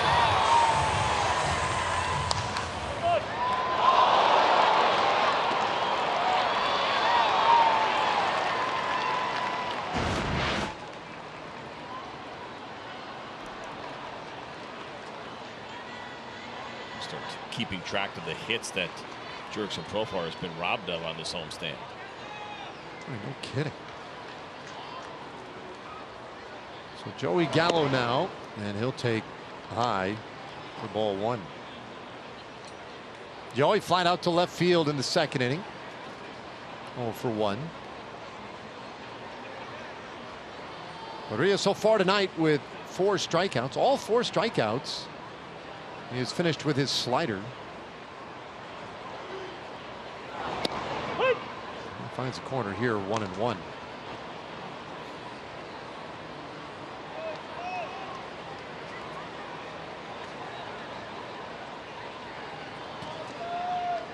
Rangers won yesterday 4-2 to even the series. And the Angels have the season advantage so far. But it's been a good battle back and forth all year. Angels have 7 wins, the Rangers 5 wins. So a win tonight, tighten the series just a bit more. The Rangers have, I believe, 2 trips left to Anaheim. Yeah, the next 2 road trips. That last road trip of the season is Anaheim, and then 4 in Seattle. See if it's fight night in Seattle when we get there. 2-2 the count on Gallo. What'd you make of that news yesterday? The little in-house scuffle they were having in their clubhouse. I mean, it happens. It's not surprising. More of those things, I think, get out now. In general, there's been a lot that have happened over the years that have never gotten out, but some frustration in that Seattle clubhouse boiling over between a couple of teammates that turned into a battle. And sometimes it's one of those things that can pull a team together. If it's something, an incident that really ticks somebody off, you push and shove, you fight about it, maybe you get over it, and it brings the team together. If it's something that's been kind of festering and it's about a player, particular teammate, maybe some things you don't like what he has been doing and hasn't been carrying himself very well, maybe he's selfish and it's breaking up some of that team chemistry, well, that doesn't really go away even with a scuffle. Gallo strikes out swinging, and that will end the 4th inning. So we go to the 5th. This one all Angels so far.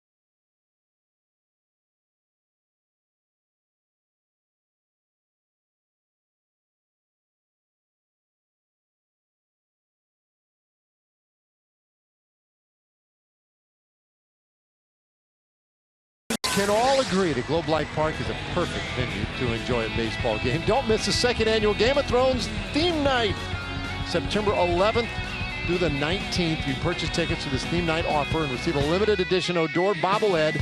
Fans also be able to take their picture on the Iron Throne. Get your theme night tickets exclusively at TexasRangers.com/theme nights.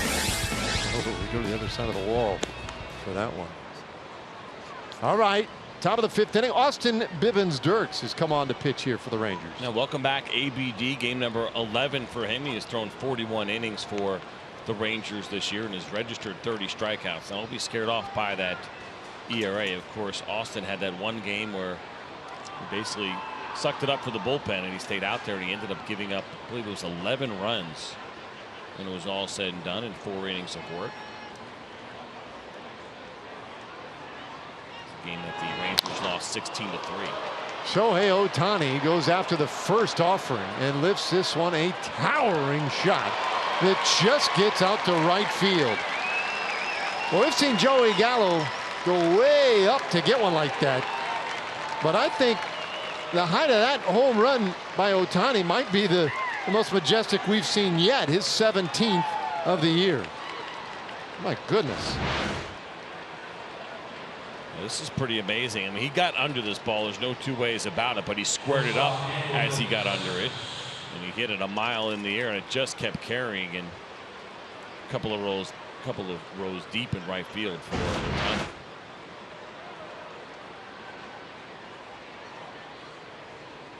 Now first pitch swinging. Andrelton Simmons comes up empty. You want the launch angle on that one? Could you guess? Like what would be a lot? I'll say 43, which is super high. That's probably way too high. 45. Oh, wow. You know what? I sat there and I'm guessing, and it's right in front of me on my iPad. I could have totally just lied. Oh, you should have. Fastball a little bit in. 1-1 to Simmons. 45 degrees, so that is. It's got to be up there. That may be one of the highest this year. That's nearly straight up. Or could be one of the highest in the StatCast era. Oh my goodness. 2015. Well, we await that news. 1-1 pitch. And again, ABD going inside on Simmons. Simmons hit a home run in the 3rd inning. He's 1 for 2.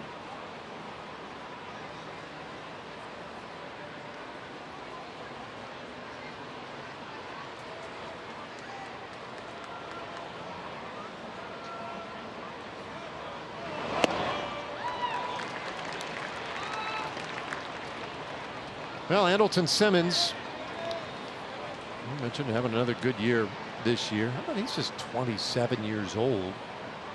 He is? Yeah. His birthday was what, yesterday, a couple days ago? He's only 27. Only 27. 2-2. A little bit high. Full count.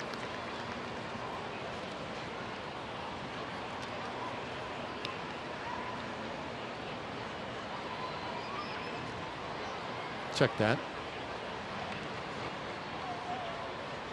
Incorrect data. 6-0 to score. Let me get this right. He's 29. Bouncer shortstop. And this one retiring Simmons for the first out of the inning. Well, why do the notes say 27? Angels notes? Angels notes. Let's be very clear about that. Angels notes. Not going to happen on the Rangers watch. So yeah, born 1989. He's definitely 29 years old. September 4th, 1989. So, well, as of yesterday. There you have it. You were only off by a year 2 days ago. Now you're off by 2 years. Yeah. Now Fernandez.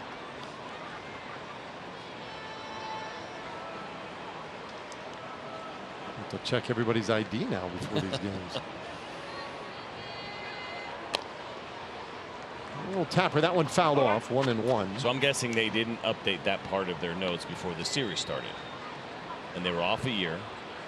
Well, right? And then they forgot to update it. So in other words, they're off a year, all year. Mm-hmm. And then forgot to update it today. Yeah. And so now they're off. Now, of course, we talk about this all the time where they go by your age season. So it's his age 28th season.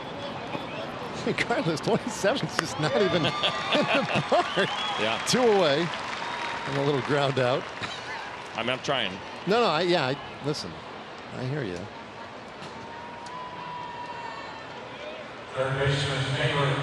So now Taylor Ward. Now, by the way, the Angels today, without Mike Trout. Trout not in the lineup, and he's been a little banged up as well. And he got hit by a pitch yesterday, and he got hit on the inside of the knee, and it looked rather painful. But that is not why he's out of the game today, as we take a look at the play yesterday. Listen to this. That was a tough one. Caught him right inside that right knee, and he was feeling it for a while. High pop up, foul ground, first base side. Guzman takes care of it. Anyway, his manager said his calf is tight today, so that's why we have no Trout. Nothing big. We go to the bottom of the 5th innings, 6-0.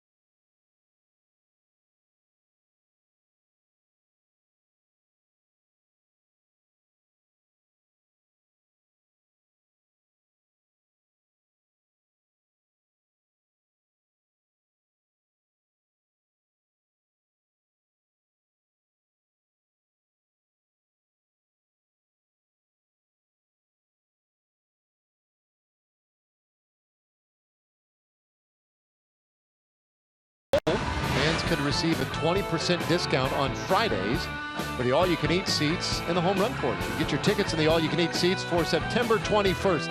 It's the last Friday home game of the season. The Mariners in town. Use the coupon code T-Mobile at TexasRangers.com/specials.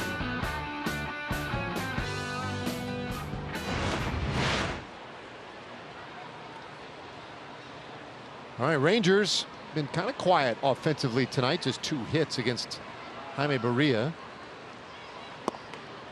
And Chirinos takes ball 1.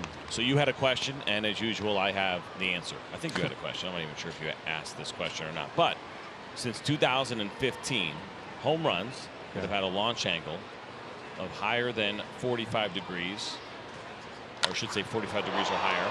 This ball hit hard out to center field, but not going to carry. There have been 40 of them. Now I'm taking 44.5 degrees and higher.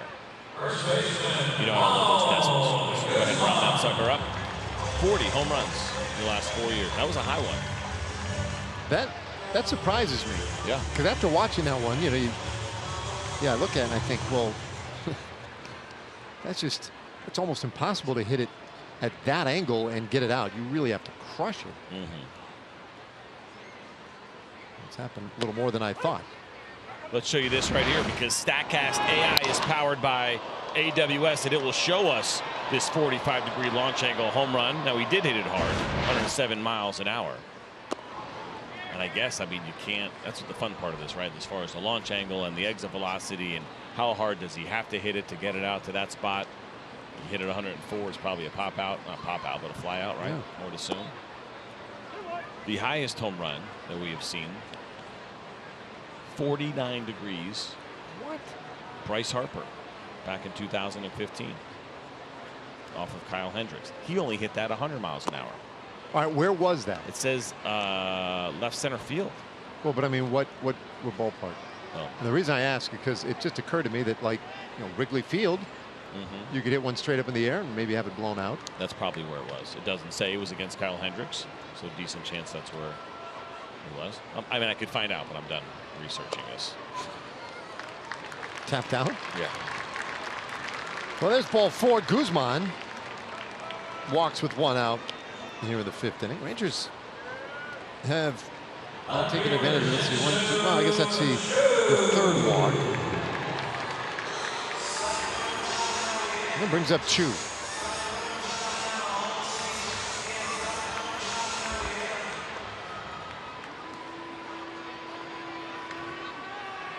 All right, Chu last time up was on the attack. Grounded out on the first pitch he saw.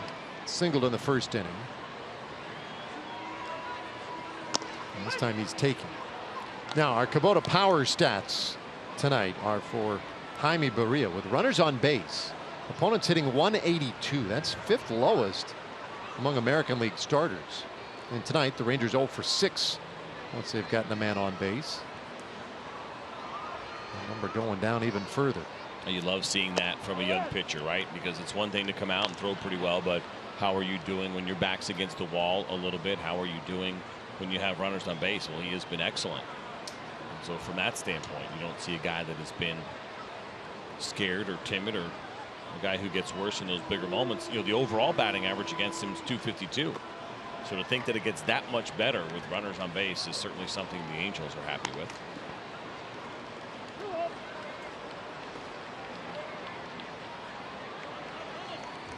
Falls behind here, 2-1 on a very good hitter. Chu with the 21 home runs this year, 29 doubles, has a triple as well.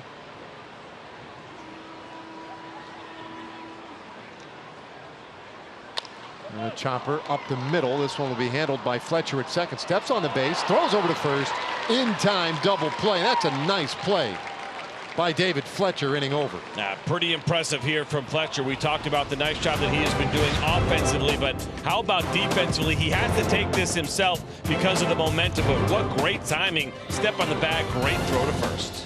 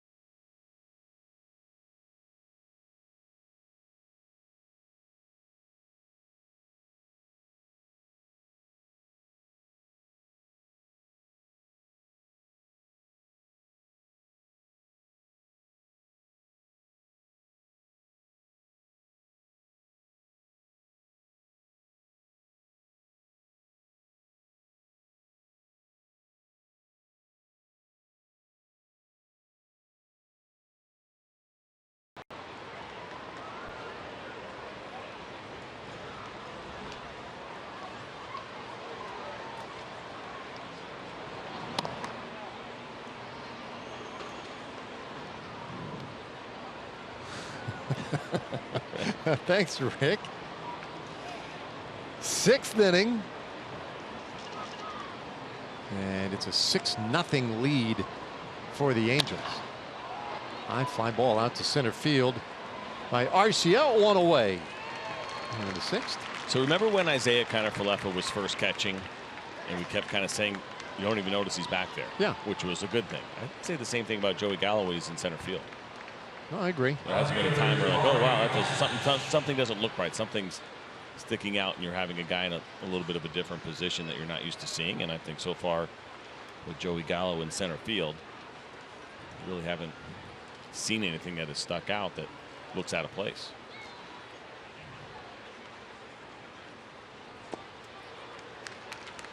A little more from Emily on the Gallo situation. Yeah, I asked him about playing in center field, and he said, you know what, I feel sexy out there. Being 6'4", 240, running around out there in center field, it feels good. He said it is a little bit harder on his legs, but he's keeping his finger crossed that he gets to slam into a wall and see how that feels at some point in time. Yeah, I don't know that we're looking forward to that. Now, here's the question, though, Emily. I mean, we were told that they're keeping close track of the step counts, and it's a little closer than left field, but I'm guessing he probably makes up for that just in all the running he has to do out there when the ball's in play. Yeah, he's running a lot. He's probably running the most. In fact, he was at one point. I haven't checked the step counting stats lately, but he's definitely up there, especially when he's playing center field. When you're that size, would you not feel sexy regardless of what position you're playing? Good point. Did Emily say 245? Is that where he's at these days? Did she say 6'4", 245? Yeah, I mean, I guess. I don't know. I guess I didn't catch that number. Yeah, he told me 6'4", 240. Ooh. Okay. Why do you ask? Well, it's just impressive. Those are impressive like defensive numbers. end, right? Yeah. Tight end. He could probably play tight end. Oh, he could definitely play tight end.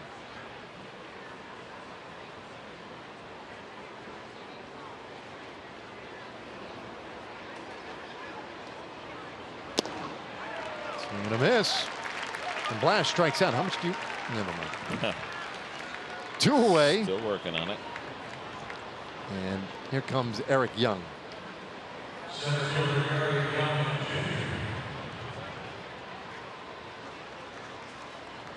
Well, I think the thing about Joey is he looked really good in right field. It didn't take very long for us to look at right field and say, well, geez, this seems like a really good fit for him with his arm. Center field has looked good. There's really nothing he can't do, except maybe catch. It will be a shame if we don't get to see him throw at least one inning before he reaches, say, age 30. Catch him in his prime. Yeah, because he could still bring 100 right now.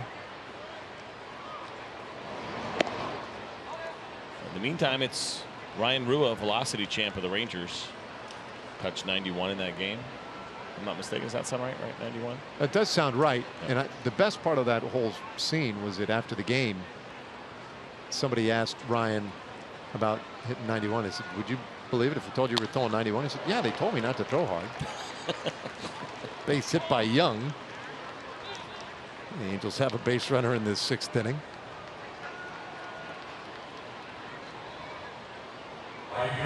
So back to the top of the order for Cole Calhoun.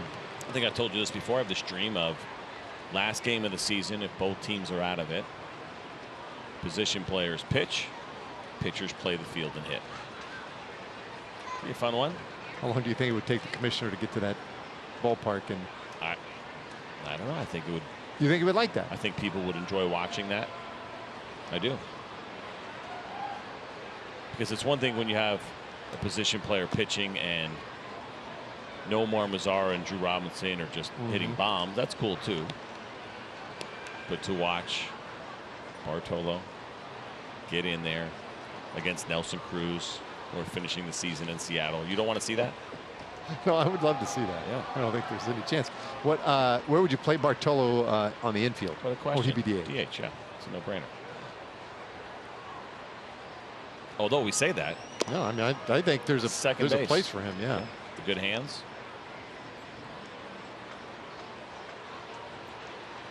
Unless you want to see him put the gear on and get behind the plate. Yeah, I don't think he's taken that one. Calhoun 1 for 2 with a sac fly.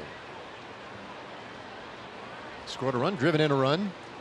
Angels lead 6-0.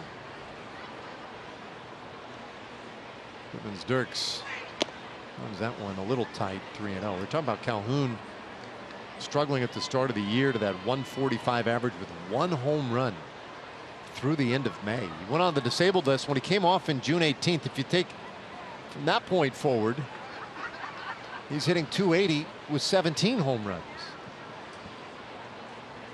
I mean, nearly double the batting average and went from 1 homer to 17.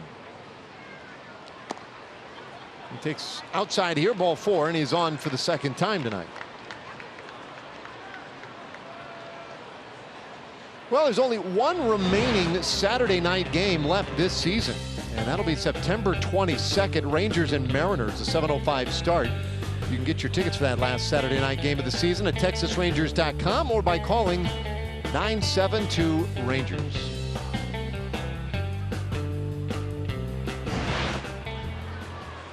We're getting down to a precious few regular season games left. We've been putting it off. You might want to take a look at that calendar, that next homestand, those last 6 games of the season. And we've talked about it a little bit. We don't know how much more of Adrian Beltre we're going to see past this year. And definitely want to take advantage of the opportunity to see him play. Young at second, Calhoun at first for Fletcher.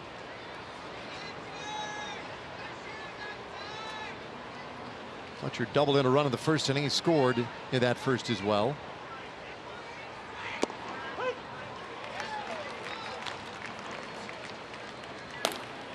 There you go. Activity in that Rangers bullpen. Pelham hoping to make his big league debut. I'm excited to see him. Big, strong kid. Big fastballs. Got a good slider.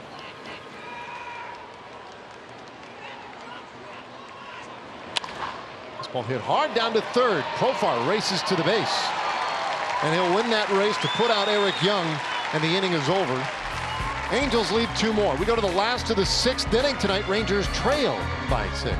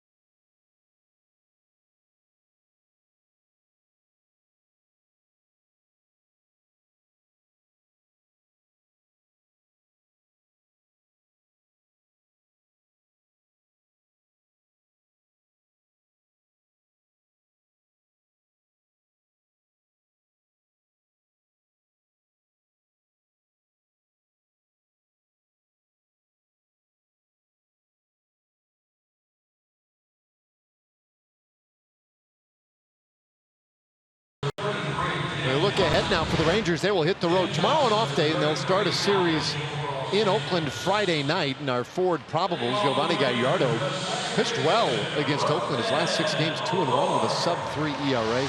Chris Bassett, he is he's one of those late call-ups this year for the A's. His last 4 starts, he made plenty of starts this year, but his last 4 were good with Oakland. And Jim Johnson has come on to pitch here for the Angels. 35-year-old right-hander pitching in game number 54. Fastball, curveball, changeup, and the fastball is a 2-seam fastball. He throws a lot of them. That's what he's done over the course of his career. It averages 93 miles per hour. The curveball will sit at 89. The changeup at 88.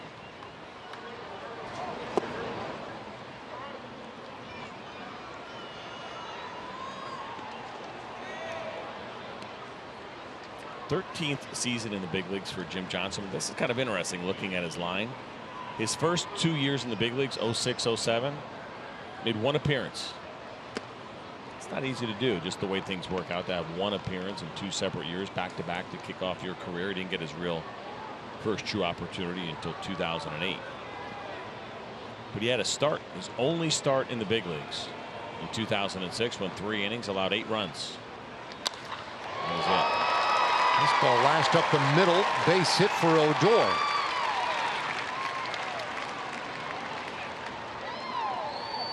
Good start to this 6th inning, and now Elvis Andrus heading to the plate. And you know, with Elvis, this is one of those things I don't know that we reflect often enough on just what kind of a player he has been for the Rangers. The only one in franchise history with 1,500 hits, 250 doubles, 250 and steals. And in fact, he's the only player in the majors since 2009 to be able to boast those numbers. That is a true Texas icon. Tonight, 0 for 1 with a walk, and he'll take a strike here from Johnson.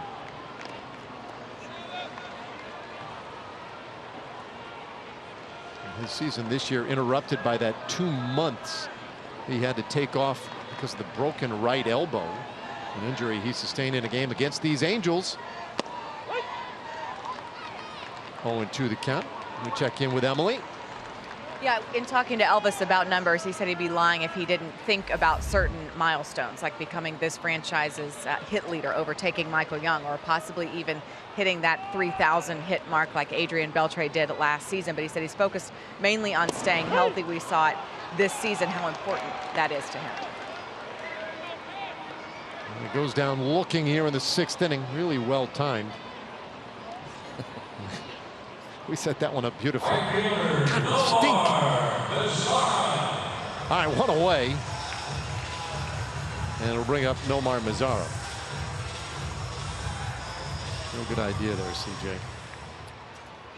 They don't all work out. I do my best. Mazara with a walk and a base hit.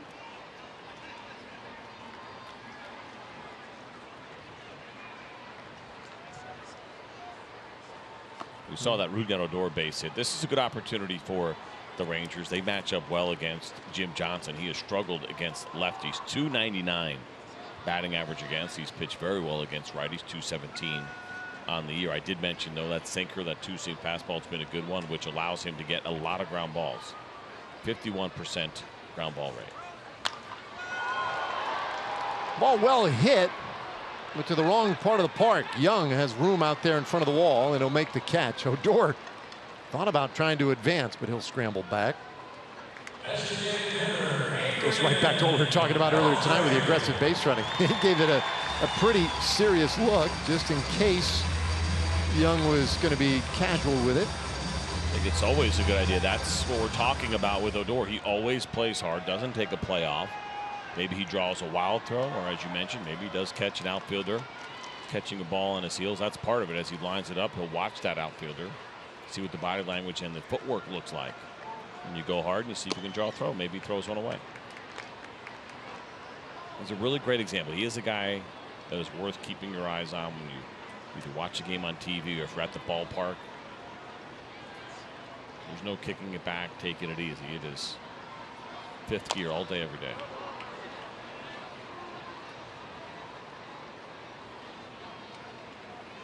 Well, ball and a strike to Adrian Beltre. Adrian 0 for 2 so far tonight. His first 2 at-bats, though, against Barria.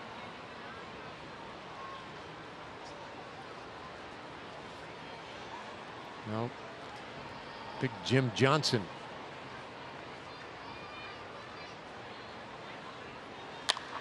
And this ball hit well. Out to left field.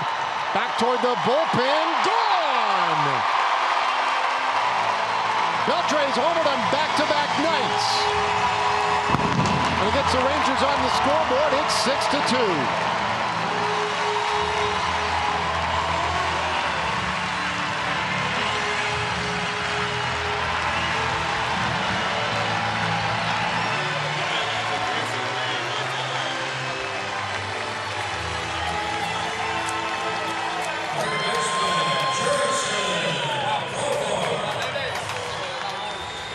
Well, guys will get one more shot at the head. They played nicely. I think they learned from last night. Adrian wasn't taking it. They got in there pretty good on him and wasn't going to allow it to happen. It's been a good run here for Adrian. He mentioned back-to-back nights, and now 3 out of the last 5 games where he has gone deep. 5 straight in which he has recorded hits. 7 of his last 9. Or shoot, yeah, 7 of his last 9. So last night, you mentioned it, they got in there pretty aggressively, and he responded. Yeah, a little different there, right? He wasn't having it. You got to pick your spots, right? Maybe catch him off guard. It was a cool moment. Both of those guys hit home runs in last night's ball game in the same inning. We talked about that earlier, just the second time in their careers in which they've homered in the same game.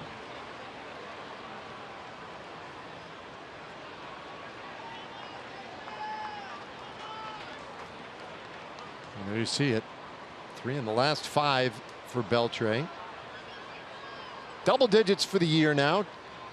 10 home runs so far in 2018, and that one buried. Make the count 1-2 on Profar.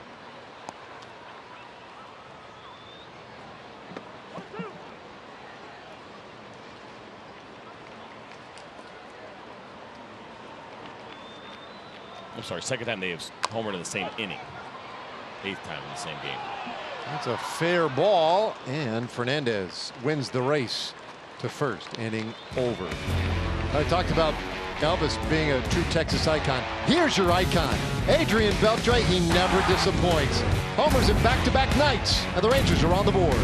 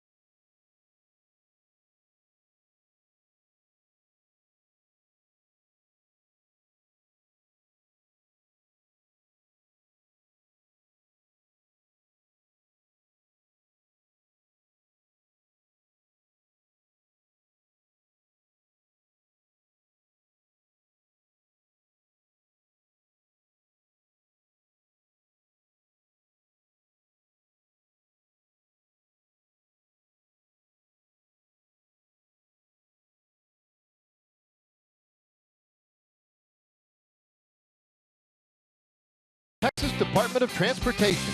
We remind you to click it or ticket, day and night.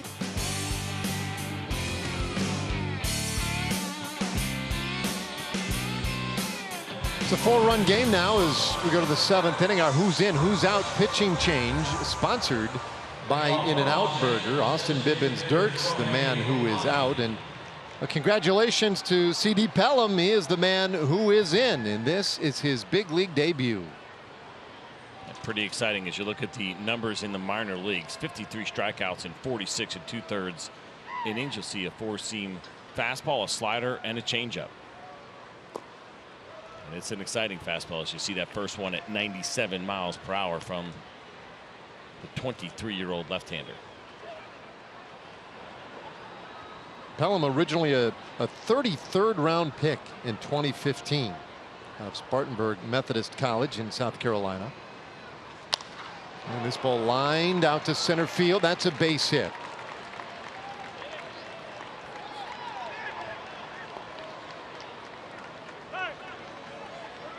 So Pelham gives up his first hit, and it gives us a moment now for a word from our friends at Kia. At Kia, get America's best value backed by a 10-year, 100,000-mile warranty.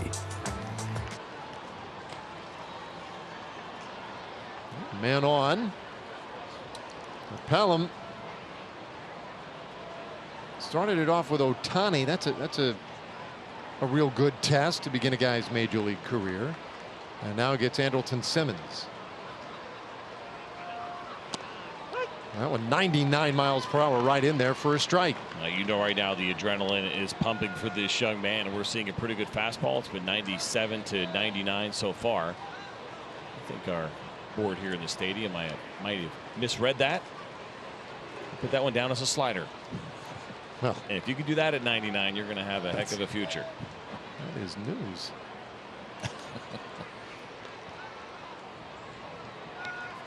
Saw him pitch a couple of times when we were running some of the minor league games on TV on Fox Sports Southwest, and he's a little bit more of a natural cut to that fastball as opposed to the run, but at that velocity, I'm okay with that. Talk about lefties that can run it, but that's when you have an average fastball. Ohtani running, and the throw down to second gets away, and Ohtani will hop up and head for third. Odor throws it perhaps ill-advisedly, but Ohtani with a stolen base and moves up on the error.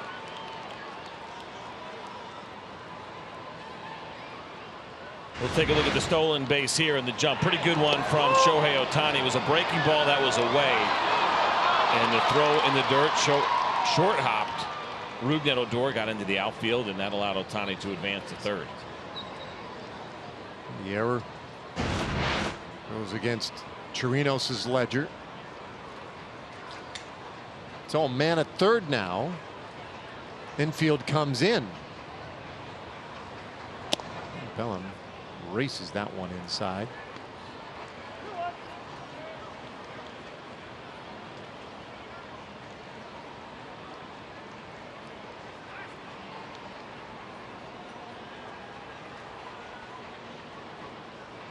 Pelham represented the Rangers this year in the Futures All-Star game.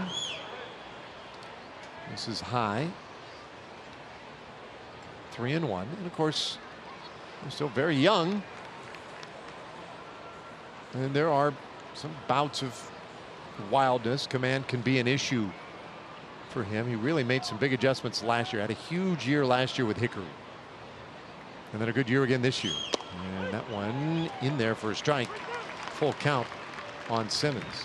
And even this year, right? I mean, started the year down east at high A ball and went to Frisco Double A. It's a lot. It's a full year. When you start an A ball, you're not really thinking you're going to finish in the big leagues. It doesn't mean you're not thinking about it. Of course, when you're left-handed in your upper 90s, anything can happen. Bouncer, and that one just does roll through. Simmons brings home a run, for the moment unearned. And a couple of singles to start the inning. Sneak back in there on Andrelton Simmons. It's a pretty good pitch. 98 miles an hour down and in into full count, and it certainly wasn't hit very hard, and this turned into a base hit strictly because the infield was in. It's a tough break for the youngster Pelham, but at the same time, results, we think about them all the time. That's what we focus on. At the same time, you look at the result of that pitch, and right now he's not thinking about it, but he made a good pitch and he got weak contact, and that's all you're really trying to do.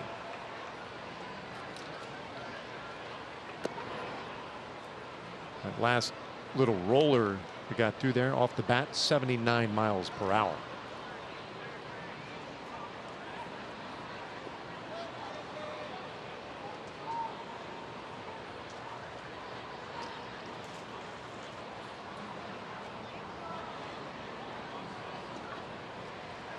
One-0 pitch. Fernandez, comebacker, grabbed by Andrus, back flip one on the first, double play. 6-4-3, and C.D. Pelham will certainly enjoy that. That's big league defense behind you right there. And the Rangers do it again. They've been so good at this. This is double play number 139 on the season. That's fourth best in Major League Baseball. Great play here by Elvis Andrus to get to that in a good feed, and then very nice stretch in the back end by Ronald Guzman. And I'll tell you, too, for C.D. Pelham off the bat, a couple of base hits, a hard base hit, a weak base hit. And when that one first comes up the box and gets by you, you're automatically assuming that ball's in the outfield for a base hit. And what a nice kind of sigh of relief to see Elvis Andrus as your shortstop making that play and turning it into 2.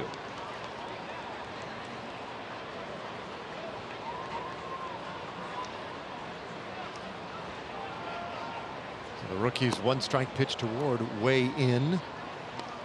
And of course, Pelham was thrilled to death to get the news that he was coming to the big leagues. Heard on Monday. He said he was shocked, speechless, went to his locker and cried for a little bit, then called home. And his family back in Lancaster, South Carolina, hooting and hollering, he said, when they got the news. So a lot of excitement. What a thrill for this young man. He's got a future. He definitely has the arm. You mentioned the overall numbers, some of the control issues he was having, especially in Double-A. 13 walks in 19 innings, but there's plenty of time to get that worked out, and he now gets to call himself a big leaguer. He's got that interesting early separation in his delivery, right? We got a nice view of it from our center field camera. As he lifts that leg up, he takes the ball out of the glove with a little bit of a pause. You know, some guys have that one smooth motion. Different ways to get there, no doubt. That's something that is distinguishable with his pitching mechanics.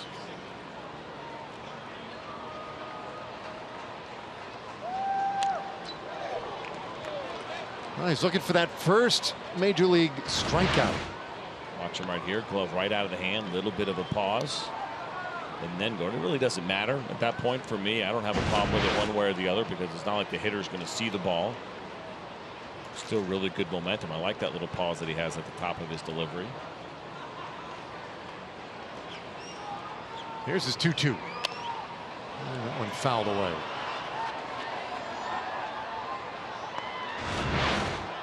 Take a look from the side here, right? As a batter, you don't see anything. It's a nice job of hiding the ball. But the secondary pitch is what's going to be important, right? I mentioned changeup with the breaking ball. The slider is what he uses more. Fastball looks really good, but we know at this level that they can hit 97, 98. That secondary pitch is so big. Got to put that in the back of a hitter's head, knowing that it's there. We saw with Connor Sadzik with the slower breaking ball. You know, he's been 98 to 100. Breaking ball has been at 80. Recorded his first strikeout on an 80-mile-an-hour breaking ball. So that'll be the next step, is proving you can throw that pitch in the strike zone. That's 3-2. And one hopper out into left field. Good at bat by Ward to battle in there and eventually earn the base hit. And so the Angels have another base runner. And Doug Brocail will head out there to have a word with Pelham. Now remember, this is his big league debut. Everything is going 100 miles an hour. Doug Brocail had a big league debut. He remembers what it's like, and right now this probably has nothing to do with baseball and everything about having some fun and relaxing and enjoying the moment. I love that the first thing you saw there was a big smile on his face when Brocail got close. Don't know what he said, but he found the right thing anyway to loosen him up.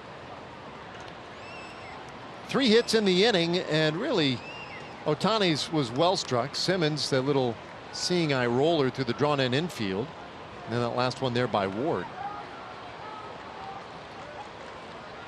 And the cool thing about that is you can make these games so big in your mind, right? And you feel like you're the only one that's going through it. Doug Brocail had a really nice lengthy career in the big leagues. He made his debut September 8th of 1992. He made a start, made 3 that year. He went 3 2/3 and allowed 4 runs in his start. So he knows what it's like. He knows what it's like to have everything go really fast. He allowed a home run in that game as well. And everybody comes up and just absolutely crushes it in game 1. Ground ball up the middle, and that's another base hit. Ward stops at second base.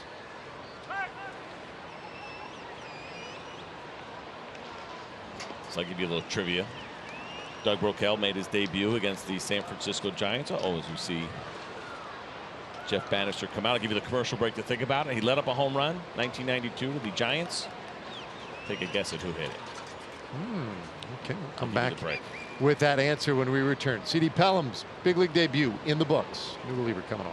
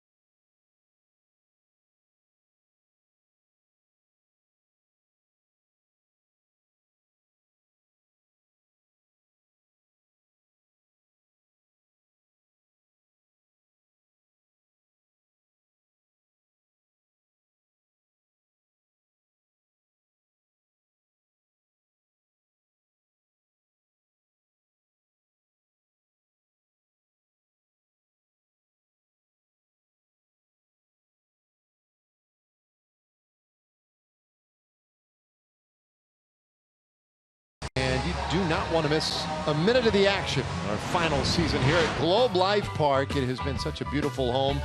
Full and half season tickets for next year are on sale now. And as a 2019 season ticket holder, you'll be in line for season tickets at the new Globe Life Field, which opens in 2020. So just go to texasrangers.com/seasons or call 972-RANGERS today. All right, Eddie Butler has come on here in the 7th inning. Game number 20 for Eddie Butler. He's been used in that multi-inning role for Jeff Bannister coming out of the bullpen. I got to believe we'd love to see Eddie get out of this jam and maybe give him another inning or even two. Gets a swing and a miss from Jabari Blash. All right, so you gave you a lot of time. Yep, you gave me a lot of time. You gave me a question, and that was the first big league home run allowed by Doug Brocail. I said Matt Williams in the break was my guess, and you said you had to wait till we're on the Yeah, you can't just come out. You can just stick with it? Well, I mean, yeah. Am I only getting one guess? Are you going to stick with it or not? Yeah, I'll stick with it. That's correct. Oh! I was hoping to talk you out of it. No such luck. Oh, man. I was actually kind of hoping I'd be wrong and I could keep guessing. Benito Santiago also homered in that game. Oh. But I think there's something to that. How many times do we hear about great players are not necessarily the greatest coaches? Now, Doug Brocail had a nice career, but you like guys that have had some failure in their career, and makes you a little bit more relatable. I think the players share some failed experiences, and even the great players have failed at times in their careers, of course. But you knew Broke knows exactly what that feeling's like. Right? He had a rough start, his first one. Go out there, try to ease the mind of your young pitcher, making his major league debut and seeing some pretty good swings from some pretty good hitters. Breaking ball, and that one skips away from Chirinos. Ward moves to third base on the wild pitch. Take a look at the breaking ball here, down in the dirt, and Robinson Chirinos did everything he could. He squared it up. You just never know which way the breaking ball is going to bounce or how much it's going to skip.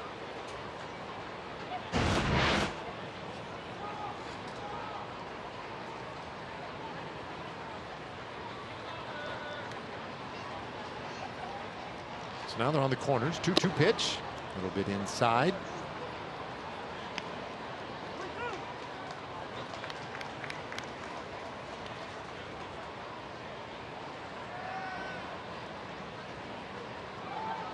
The Angels have worked some counts today, seen some pitches.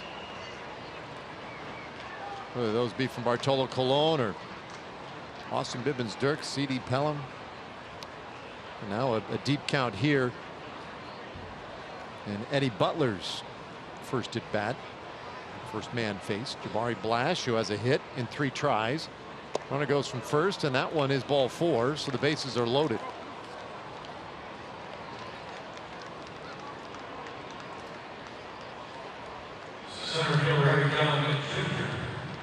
Brings up Eric Young Jr.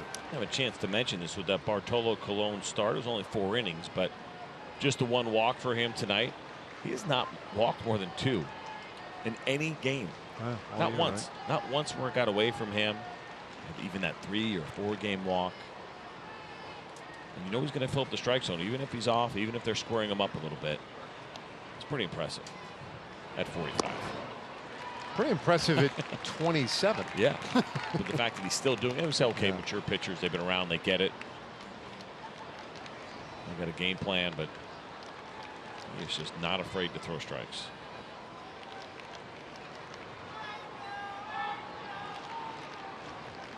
One strike offering here, and that one a little bit high. Young got on with a base hit his last time up in the 6th. He's 1 for 3. His first couple of times he grounded out to third base.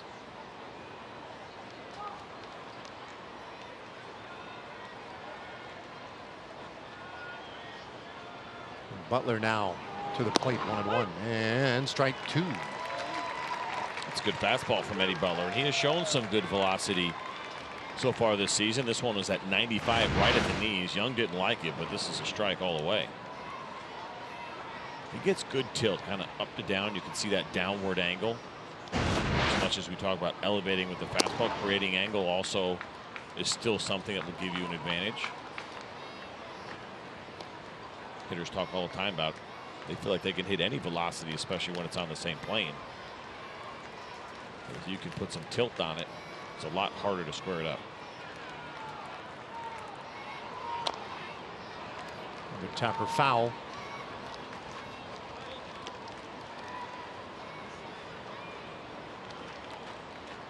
So final game of this series. The opener was on Monday. The Angels won 3-1. Really slowed down a hot Rangers offense. Yesterday the Rangers won 4-2. But again today, more or less handcuffed by these Angels pitchers. Little bouncer first base side. Guzman will feed Butler, and he serves up the out. Inning is over. Angels leave them loaded, but they had another run. We go to the bottom of the 7th inning.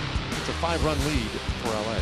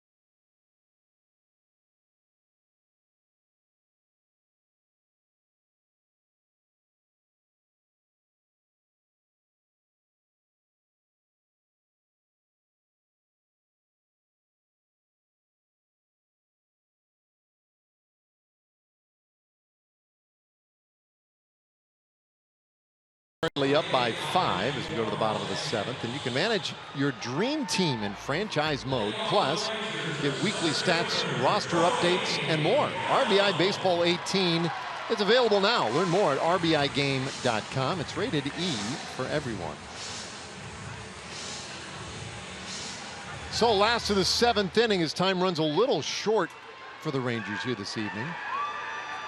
And we'll see a new pitcher. Jose Alvarez is on for LA. Yeah, the lone lefty that comes out of this Angel bullpen right now, despite the fact that they have a 12-man bullpen, it is just one left-hander, and it's Jose Alvarez who's getting ready to pitch game number 69 on the season. It's been a pretty good year for him. 228 overall for Alvarez, and we've talked about this before. He's been very good against left-handers. 217 batting average against those lefties.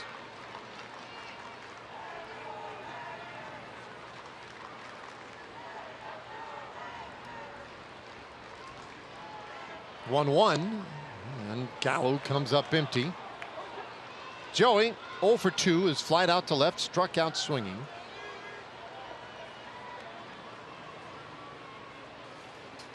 Talked earlier how he's pacing for a career year in just about every offensive category. Strikes out here though, 1 away in the 7th. All right, we've got a moment. How about a Chevy game break with Rick Renner?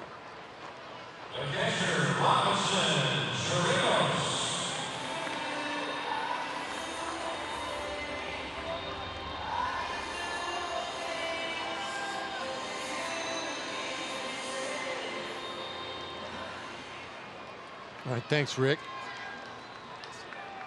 Let's see. 3-game lead, and we're down to like the last 3 weeks of the season, basically. 20-plus games.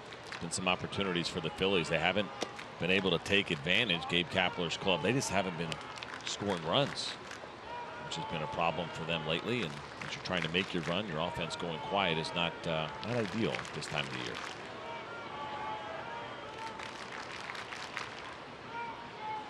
Norris 1-0 to Chirinos. Found away. I say Norris dropping 2 or 3 to the Miami Marlins. Right, we talk about schedule a lot. People try to line it up, and it just doesn't play out the way it does in football. And it's good to look at. We do it. We look at it, but the reality is, you can't put as much stock into it. What are the opposing pitchers, right? You can look at the Mets. They're a sub-500 team. But if you get Jacob deGrom, even though he has a ton of no decisions, or you get Noah Syndergaard. Chirinos lofts one into short right field. 2 gone. Yeah, well, for that matter, you take a team and you may get some random September call-up. And it just, throws you a little bit of a fit because you don't know what you're dealing with. But when I look at the schedule, I'm usually intrigued by are when you see the head-to-heads with, in that example, Philadelphia and Atlanta, or in this division when it's Oakland and Houston, because that's where it gets really interesting. When you can, in the last couple of weeks, square off against that team just in front of you or the team chasing you and take advantage of those days. That's when it's really fun. You just dislike it when you see on a schedule that the two teams don't really have any dates left against one another. That's when it's kind of a bummer.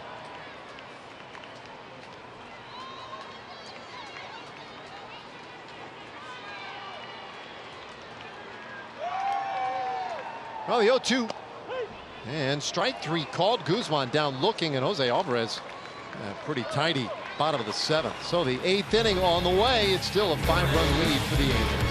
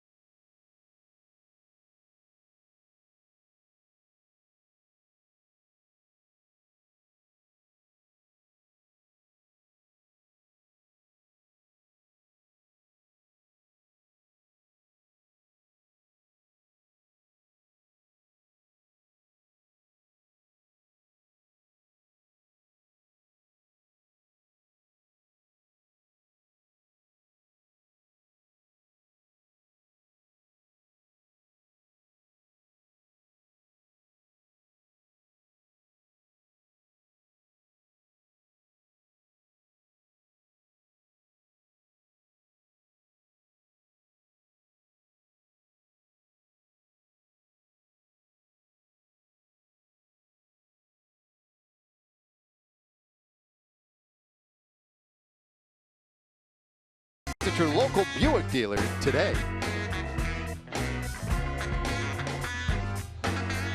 Seven innings in on this Wednesday night. Angels with the 7-2 lead, and back to play here in the 8th inning. Top of the order coming for the Angels. Calhoun, Fletcher, and Shohei Ohtani.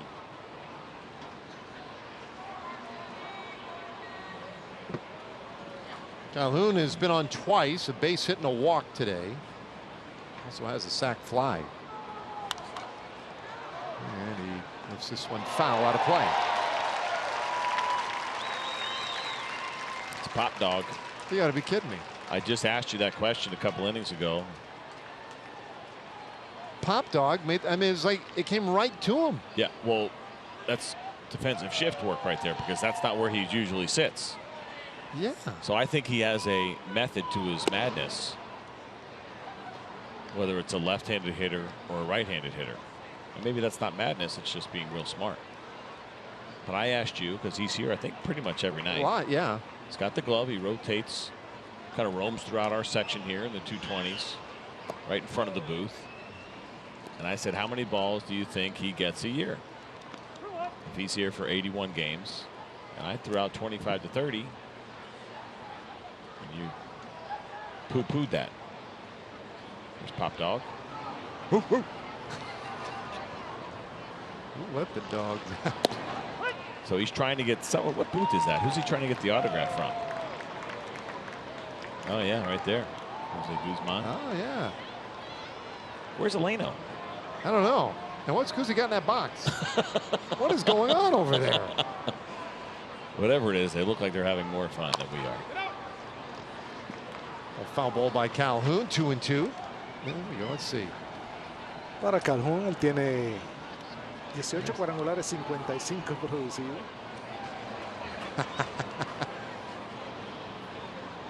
A little taste of what Guzzi's got going up there.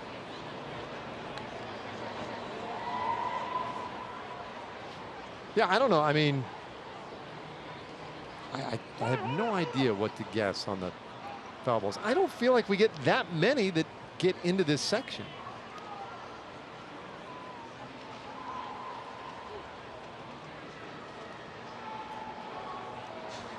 Guess we could ask him.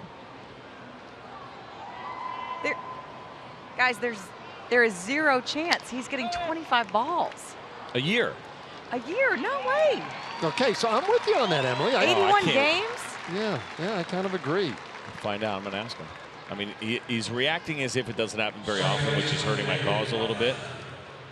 We need answers on this, and you guys usually send me out for the answers. I need you to come up with an answer. There's no way. Can't make it up here, huh? Busy. I'll go dinner bet. Oh well, wait a minute. If Dave and I win, if you have to buy us dinner. If he says if it's over 25. Yeah, 25. We'll take 25. If he says last year I got 28 balls, I get dinner from you too? Absolutely. And if it's under? Under, then you have to buy for both of us. Yeah. Right. In and out it is. It's fine. Who's in, who's out? Only one of us was a big leaguer. I'm just saying. We're all. That's right. We're all guessing. By the way, he's not budging. He's holding that ground. He must feel like there's something more headed his way. So this is interesting now because there's a right-handed hitter, and he's staying over there. Yeah, because I would move over to the other side. That's where he usually is. He doesn't sit down either. You know, I think he's more concerned right now with getting Guzzi's autograph than anything else. Understandably so. Soft liner, and that one passed short. A base hit for Fletcher. One out. The Angels have another base runner here in the 8th inning, and that gives us a moment now to hear once again from the folks over at Southwest Kia. At Southwest Kia, we've made car buying easy. $250 down delivers, monthly payments $250 a month or less. SouthwestKia.com. So 7-2, and here is Shohei Ohtani with a man on.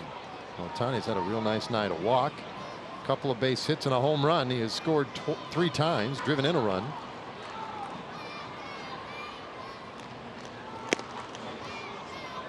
Let's see if Eddie Butler can solve him. And this is a guy who today got the news that He has additional or new damage to the UCL in his elbow and will likely require Tommy John surgery. So all he did was go out, hit a bomb, and go 3 for 3 so far today. Seems pretty shaken up by the news. I mean, that was the question I had at the beginning of the game. How is he handling this? And I guess it's really how he's handled everything, because he's not a very expressive guy on the outside. It seems like he just kind of takes it as it comes. But this was some pretty big news and a big blow that he was dealt today. And you see a day like today where you're sitting there and you're going, okay, he's got a bad right elbow that needs to be surgically repaired. How is it going to affect his hitting? Well, maybe not an issue. Not at all. You want to guess how many 4-hit games he has this year? I'll say 2, just because it would be a surprising number. Yeah, he has 1. Oh. 1 4-hit game so far. Today 3 hits and a walk. No Pujols in the lineup. Of course, he's injured.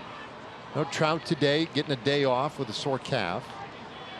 We thought Ohtani might be scratched for that news today, but he stayed in there and has a big day and hits this ball a ton. High in the air out to right field. Mazzara runs out of room, leaps, and he won't get that one. 2-run homer for Ohtani. He has 18 this year. His second 4-hit game of the season, and a multi-homer game at that.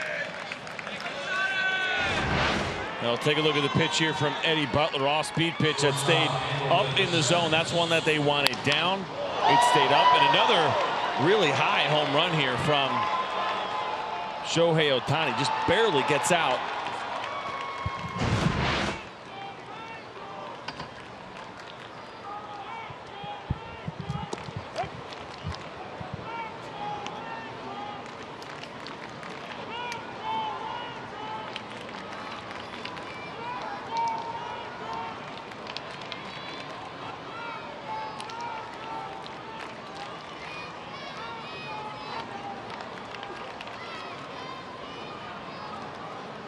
Well, now Andrelton Simmons.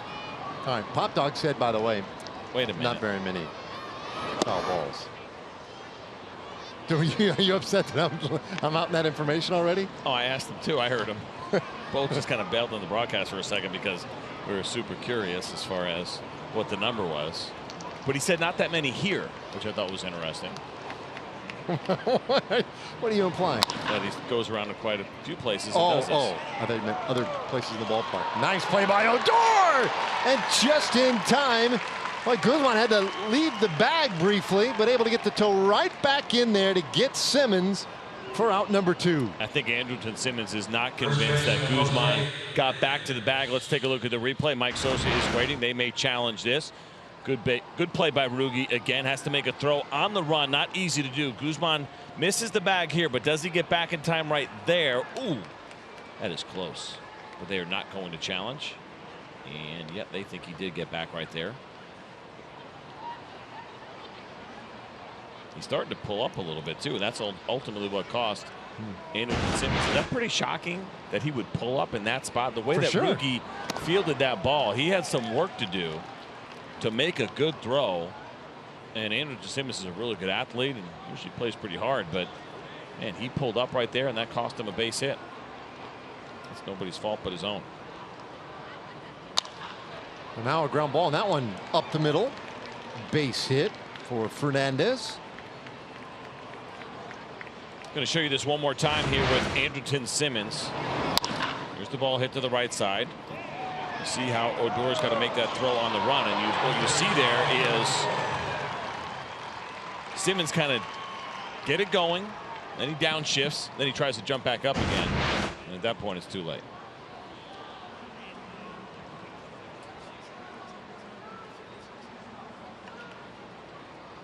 So 16 hits now, 9 runs for the Angels, and this 8th inning continuing. Ward with a multi-hit game.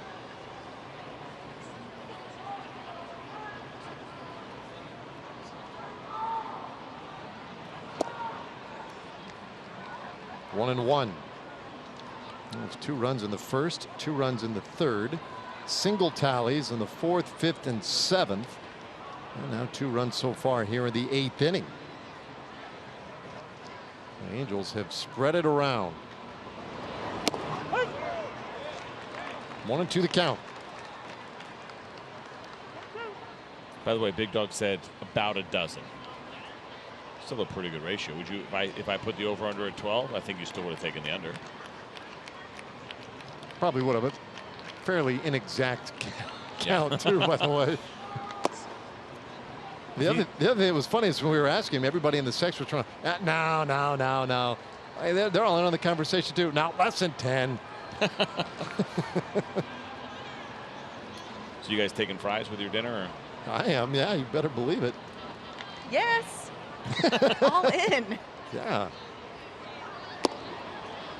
Maybe we've got a Whataburger night coming up on that next homestand. Maybe you could get us Whataburger. I'd be more than happy to do that. This is not acceptable. Oh, that's not what we were looking. Oh, we're looking. No, sit down dinner. Remember, this is the same girl that makes huge bets with Chew over some pretty big bottles of wine. Yeah. She fancy. So listen, like, if you're going to make a bet, let's go. Yeah, so like a white tablecloth or something like that, right? We got to have something formal. Okay. I can bring one. Cloth napkins. To Whataburger. Oh. I mean, we're talking really fancy. Killing me, Smalls. Swing and a miss, and Ward strikes out to end the inning. The Angels will settle for 2 runs. They leave another. We go to the bottom of the 8th inning. So far, all Angels.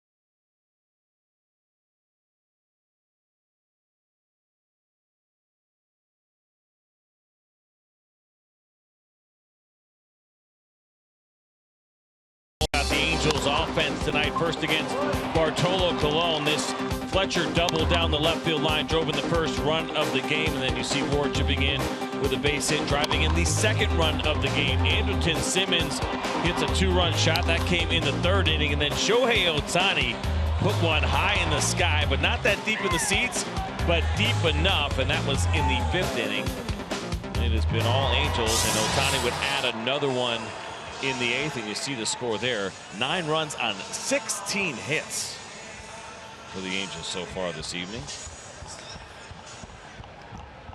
So one of those nights, and now Miguel Almonte ready to pitch here in the bottom of the 8th inning. Top of the order for the Rangers. Almonte making just his 3rd appearance.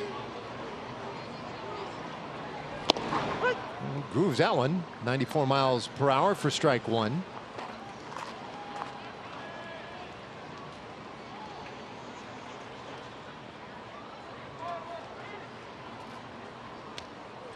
Breaking ball fouled away. Wonder for hitters around the league. The Rangers going through this right now tonight and will be for the rest of the year. But when a name comes out of the bullpen that they've only read a report on or haven't seen, I got to believe they're like, all right, well, how hard does this guy throw? We got another 97 to 100. Whoa. Almonte hits 2, and so the Rangers have the lead man on in the 8th inning. Now this was a breaking ball, so no intent here at all. Doesn't mean that it doesn't hurt. That curveball went in the dirt and caught Chu in the back hamstring. It's been a rough homestand for the right leg of Shin-Soo Choo. He's been fouling a lot of balls. It seems like it's been consecutive every night on that right shin, and then he takes that hit by pitch off the right hamstring. Drew Robinson will pinch run for him in this 8th inning.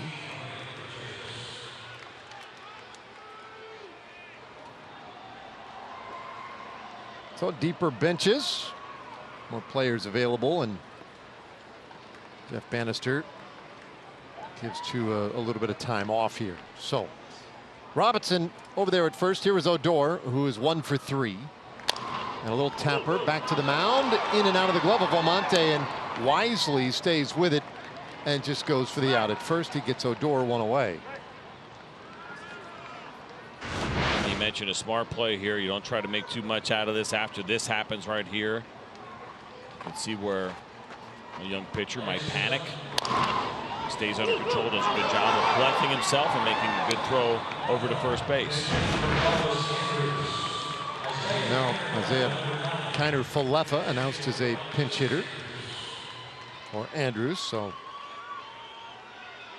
Chu and Andrus getting a little downtime here. Off day tomorrow for the Rangers. They will travel later in the evening. They will head off to the Bay Area, where they will begin a series with Oakland on Friday night. So I suppose Jeff Bannister just trying to extend a little bit of that rest beyond just tomorrow, getting those guys an inning or so off.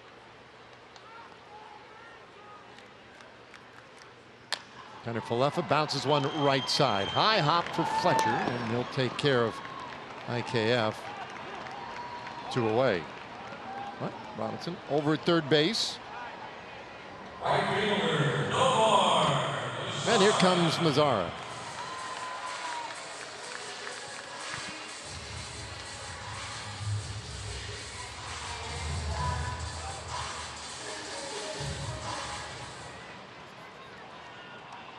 No more with a hit and a walk.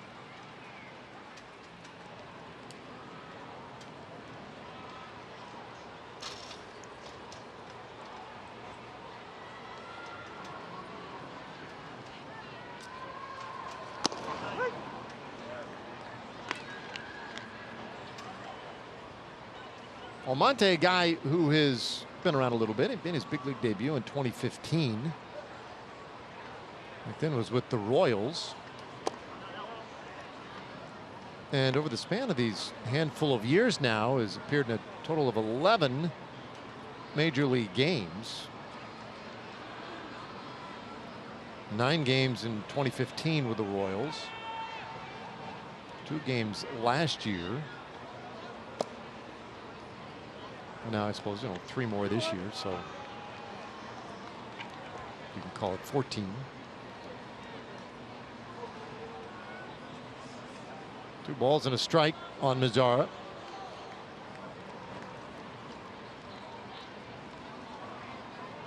Angels got Almonte in April of this year,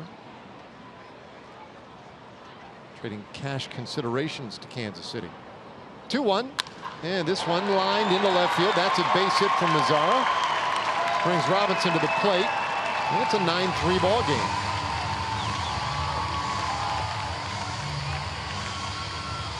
Now it's time for Built for Baseball, which is brought to you by T-Mobile. As Adrian Beltre comes to the plate, we know he has certainly been built for baseball, and he's been slugging here a little bit. That was the home run last night, and then again tonight against Jim Johnson. Adrian Beltre does it again. He has been swinging a hot bat, 3 home runs now in his last 5 games, and the future Hall of Famer will step in here in the 8th inning and try to keep this rally going for the Rangers.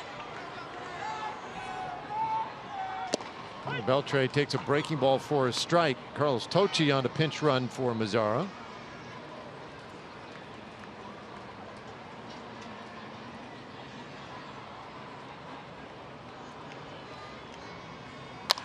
This ball hit hard into right field. That's a base hit. Beltre with 2 hits in the game. Now the home run of the 6th, and now a base hit here in the 8th inning.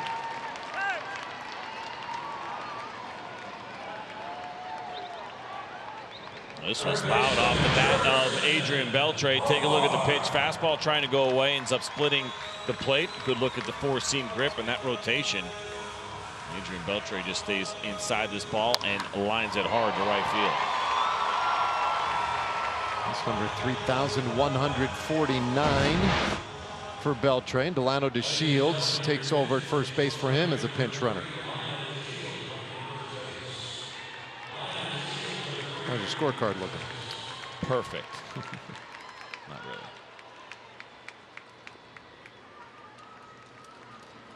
really. A couple of base runners.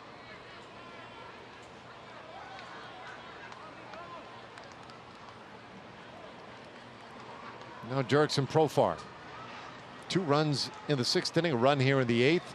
Rangers with 3 runs on 6 hits total tonight. They've made a couple of errors. And interestingly, they have stranded only 4 runners to this point, but they had the bases loaded, 1 out in the 1st and could not get a run home. And it's been really slim pickings since then. And just 4 at bats with runners in scoring position, 1 for 4 so far this evening.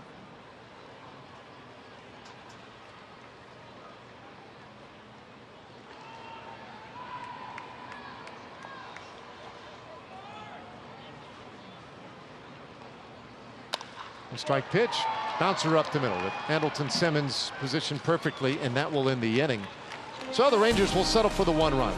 9th inning will be next.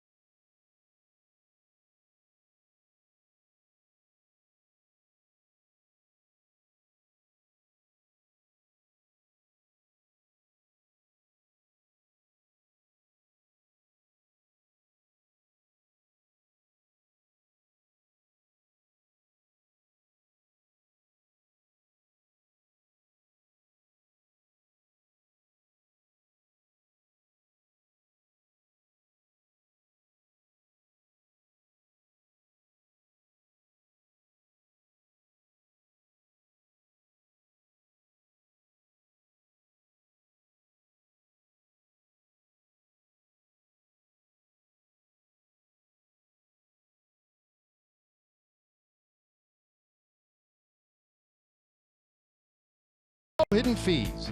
That's transparency. Ford. Visit your local Texas Ford dealer during the Ford SUV season.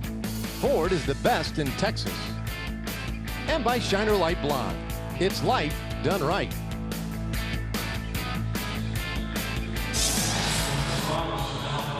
Well, 9-3 as we go to the 9th inning. And the Rangers bring in a new pitcher, Matt Moore. And they'll get after it here in the 9th.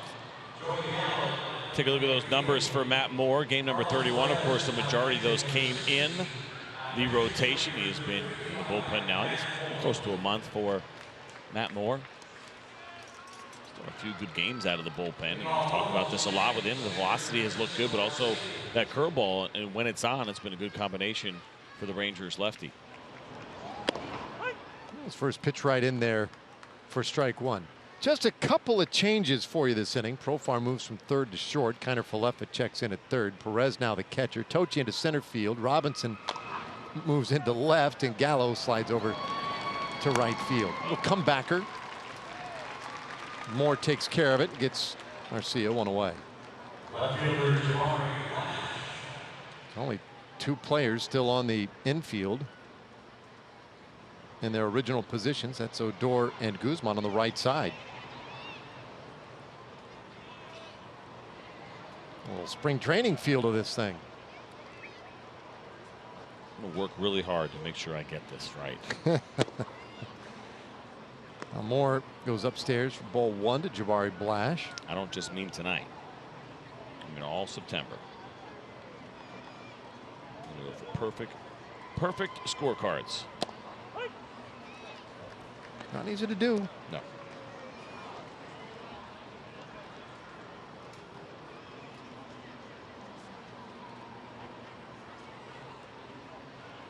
Blash with a hit and a walk. And he'll take high. 2-1. Well,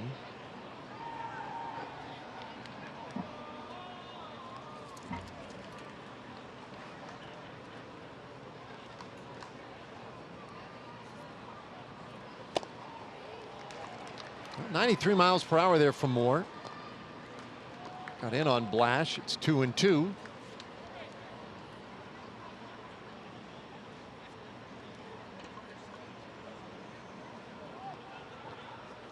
Moore is the 4th reliever tonight behind Bartolo Colon's 4 innings as a starter. Colon only used 67 pitches, but he allowed 5 runs on 7 hits in his 4 innings. Saw the big league debut of CD Pelham tonight. 3-2, and Blash fouls it away.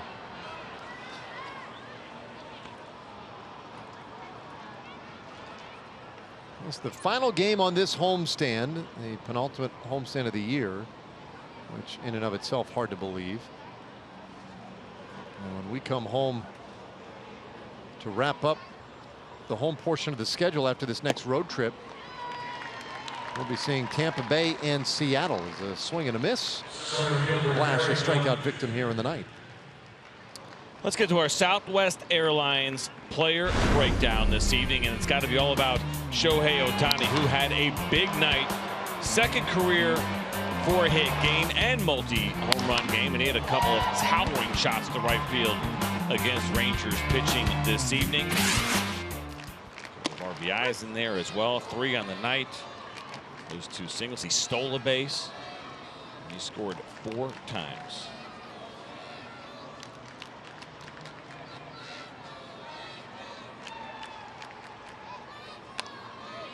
Fouled away.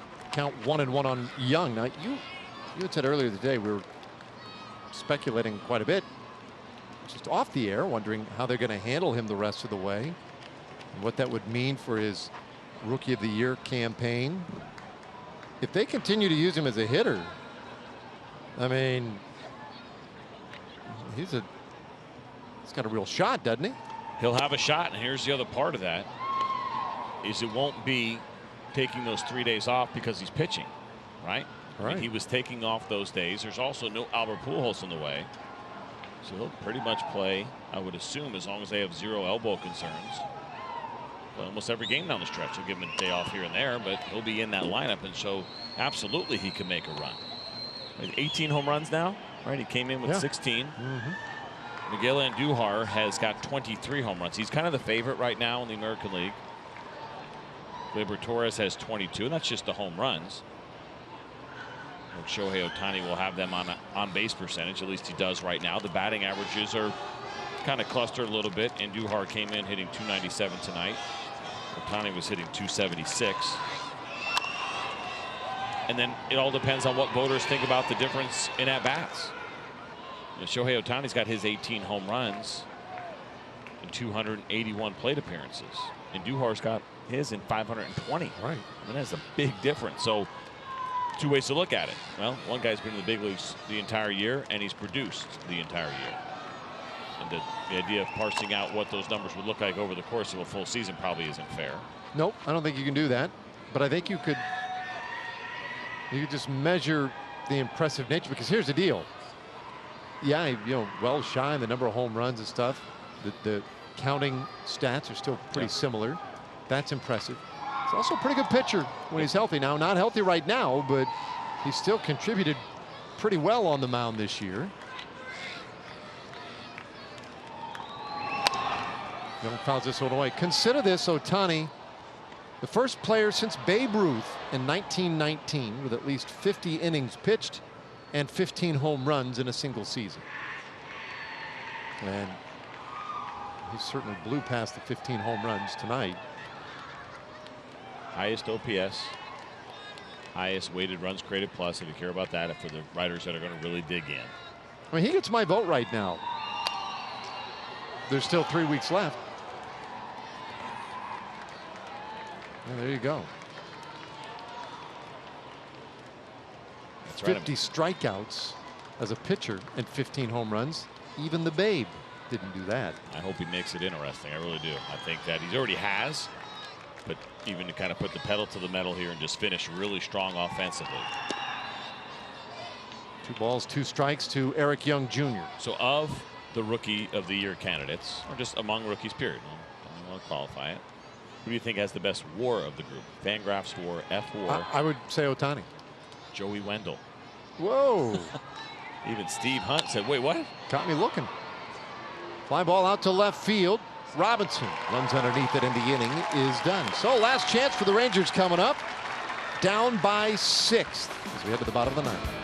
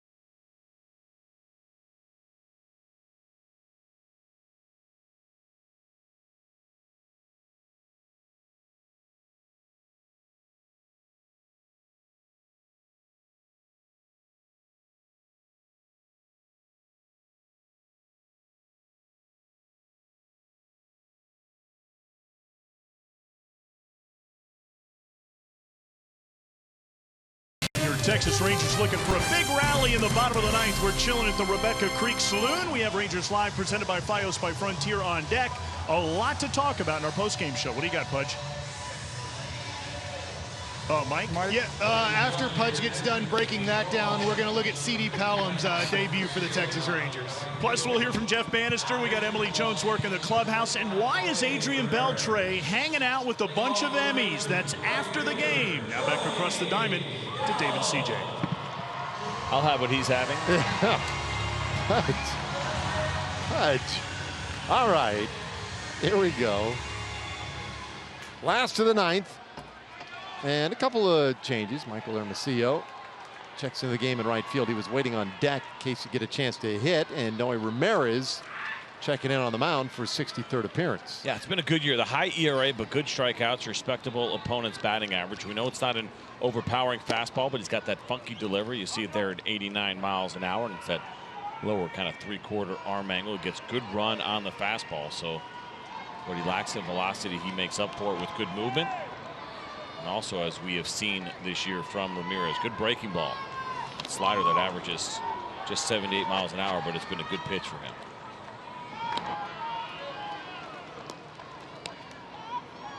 So the Angels in the last 3 innings, starting in the 6th, went with Jim Johnson for an inning, Jose Alvarez for an inning, Miguel Almonte, and now Ramirez.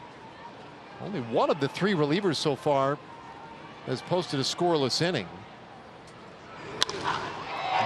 This ball hit hard out to left field, but Macio was there. Pardon me, Blash. One away. Well, a hard out. And now Carlos Perez. That's one way to describe it. Loud out. I saved that for the weekends. That's 2, by the way. That's 2. That's like 2 all year. That's true. That's a very good point. You've shown some admirable restraint. Strike 1. And there to Perez. Let's see. Limited opportunities so far offensively for Perez this year. Came in last inning to catch.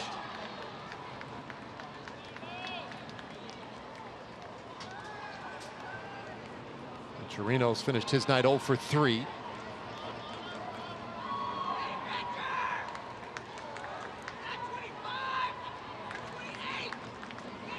Two-strike pitch.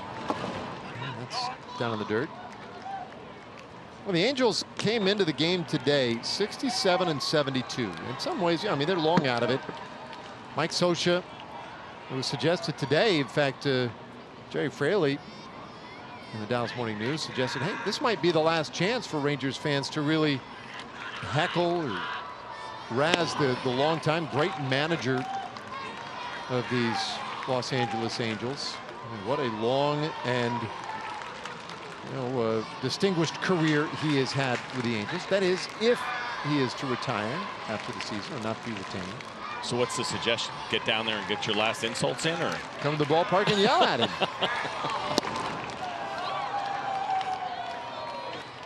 Swing and a miss, and there are 2 gone. How about this? 20 or more seasons with the same team.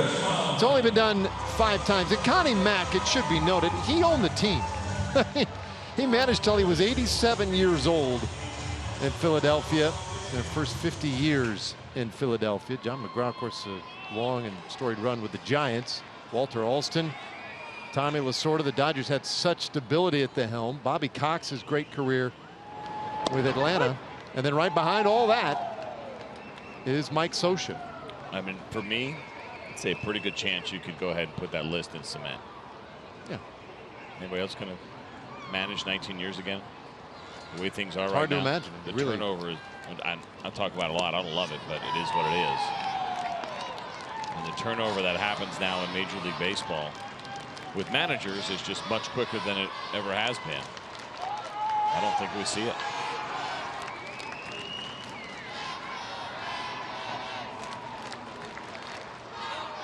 Oh, 2.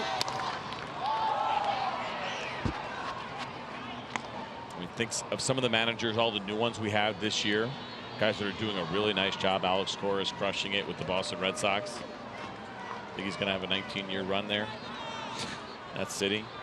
The Washington Nationals turn their manager over every 2 years. Matt Williams, 2 years. Dusty Baker, 2 years. Dave Martinez is in his first year there, and it's been a disappointing season. There we go. No. Check swing. Guzman holds up. It's a tough kick. Well, last year we saw the Yankees fire Girardi, even though he came within 1 game of taking his team to the World Series again. Yeah. This year, the Houston Astros just recently finalized a deal with their manager, A.J. Hinch. It looked like they might let him go after he won the World Series last year. Now it's an increasingly thankless, difficult gig. And to think that he held on 19 years in L.A., and it's not over yet. He has said, there was a report earlier, as we've talked about before, that he would ride off into the sunset after this season. And Scioscia said, no, that is poppycock. I'm not going anywhere. Guzman hits this one high in the air out to left field. Blash appears to have room, however. And that will do it. A 1-2-3. Bottom of the 9th inning, and Scioscia and the Angels win the game and the series. 9-3 our final score here tonight. Coming up, Rick Renner, Pud Rodriguez, and Mike Bassick back in the studios. They're ready to break this one down for you tonight, give you all the insight into what's going on with Shohei Ohtani. For CJ Nitkowski, Emily Jones, and our entire crew, I'm Dave Raymond. Thank you for joining us tonight. Once again, the final score, 9-3. Stay with us. More Rangers coverage coming up right after this.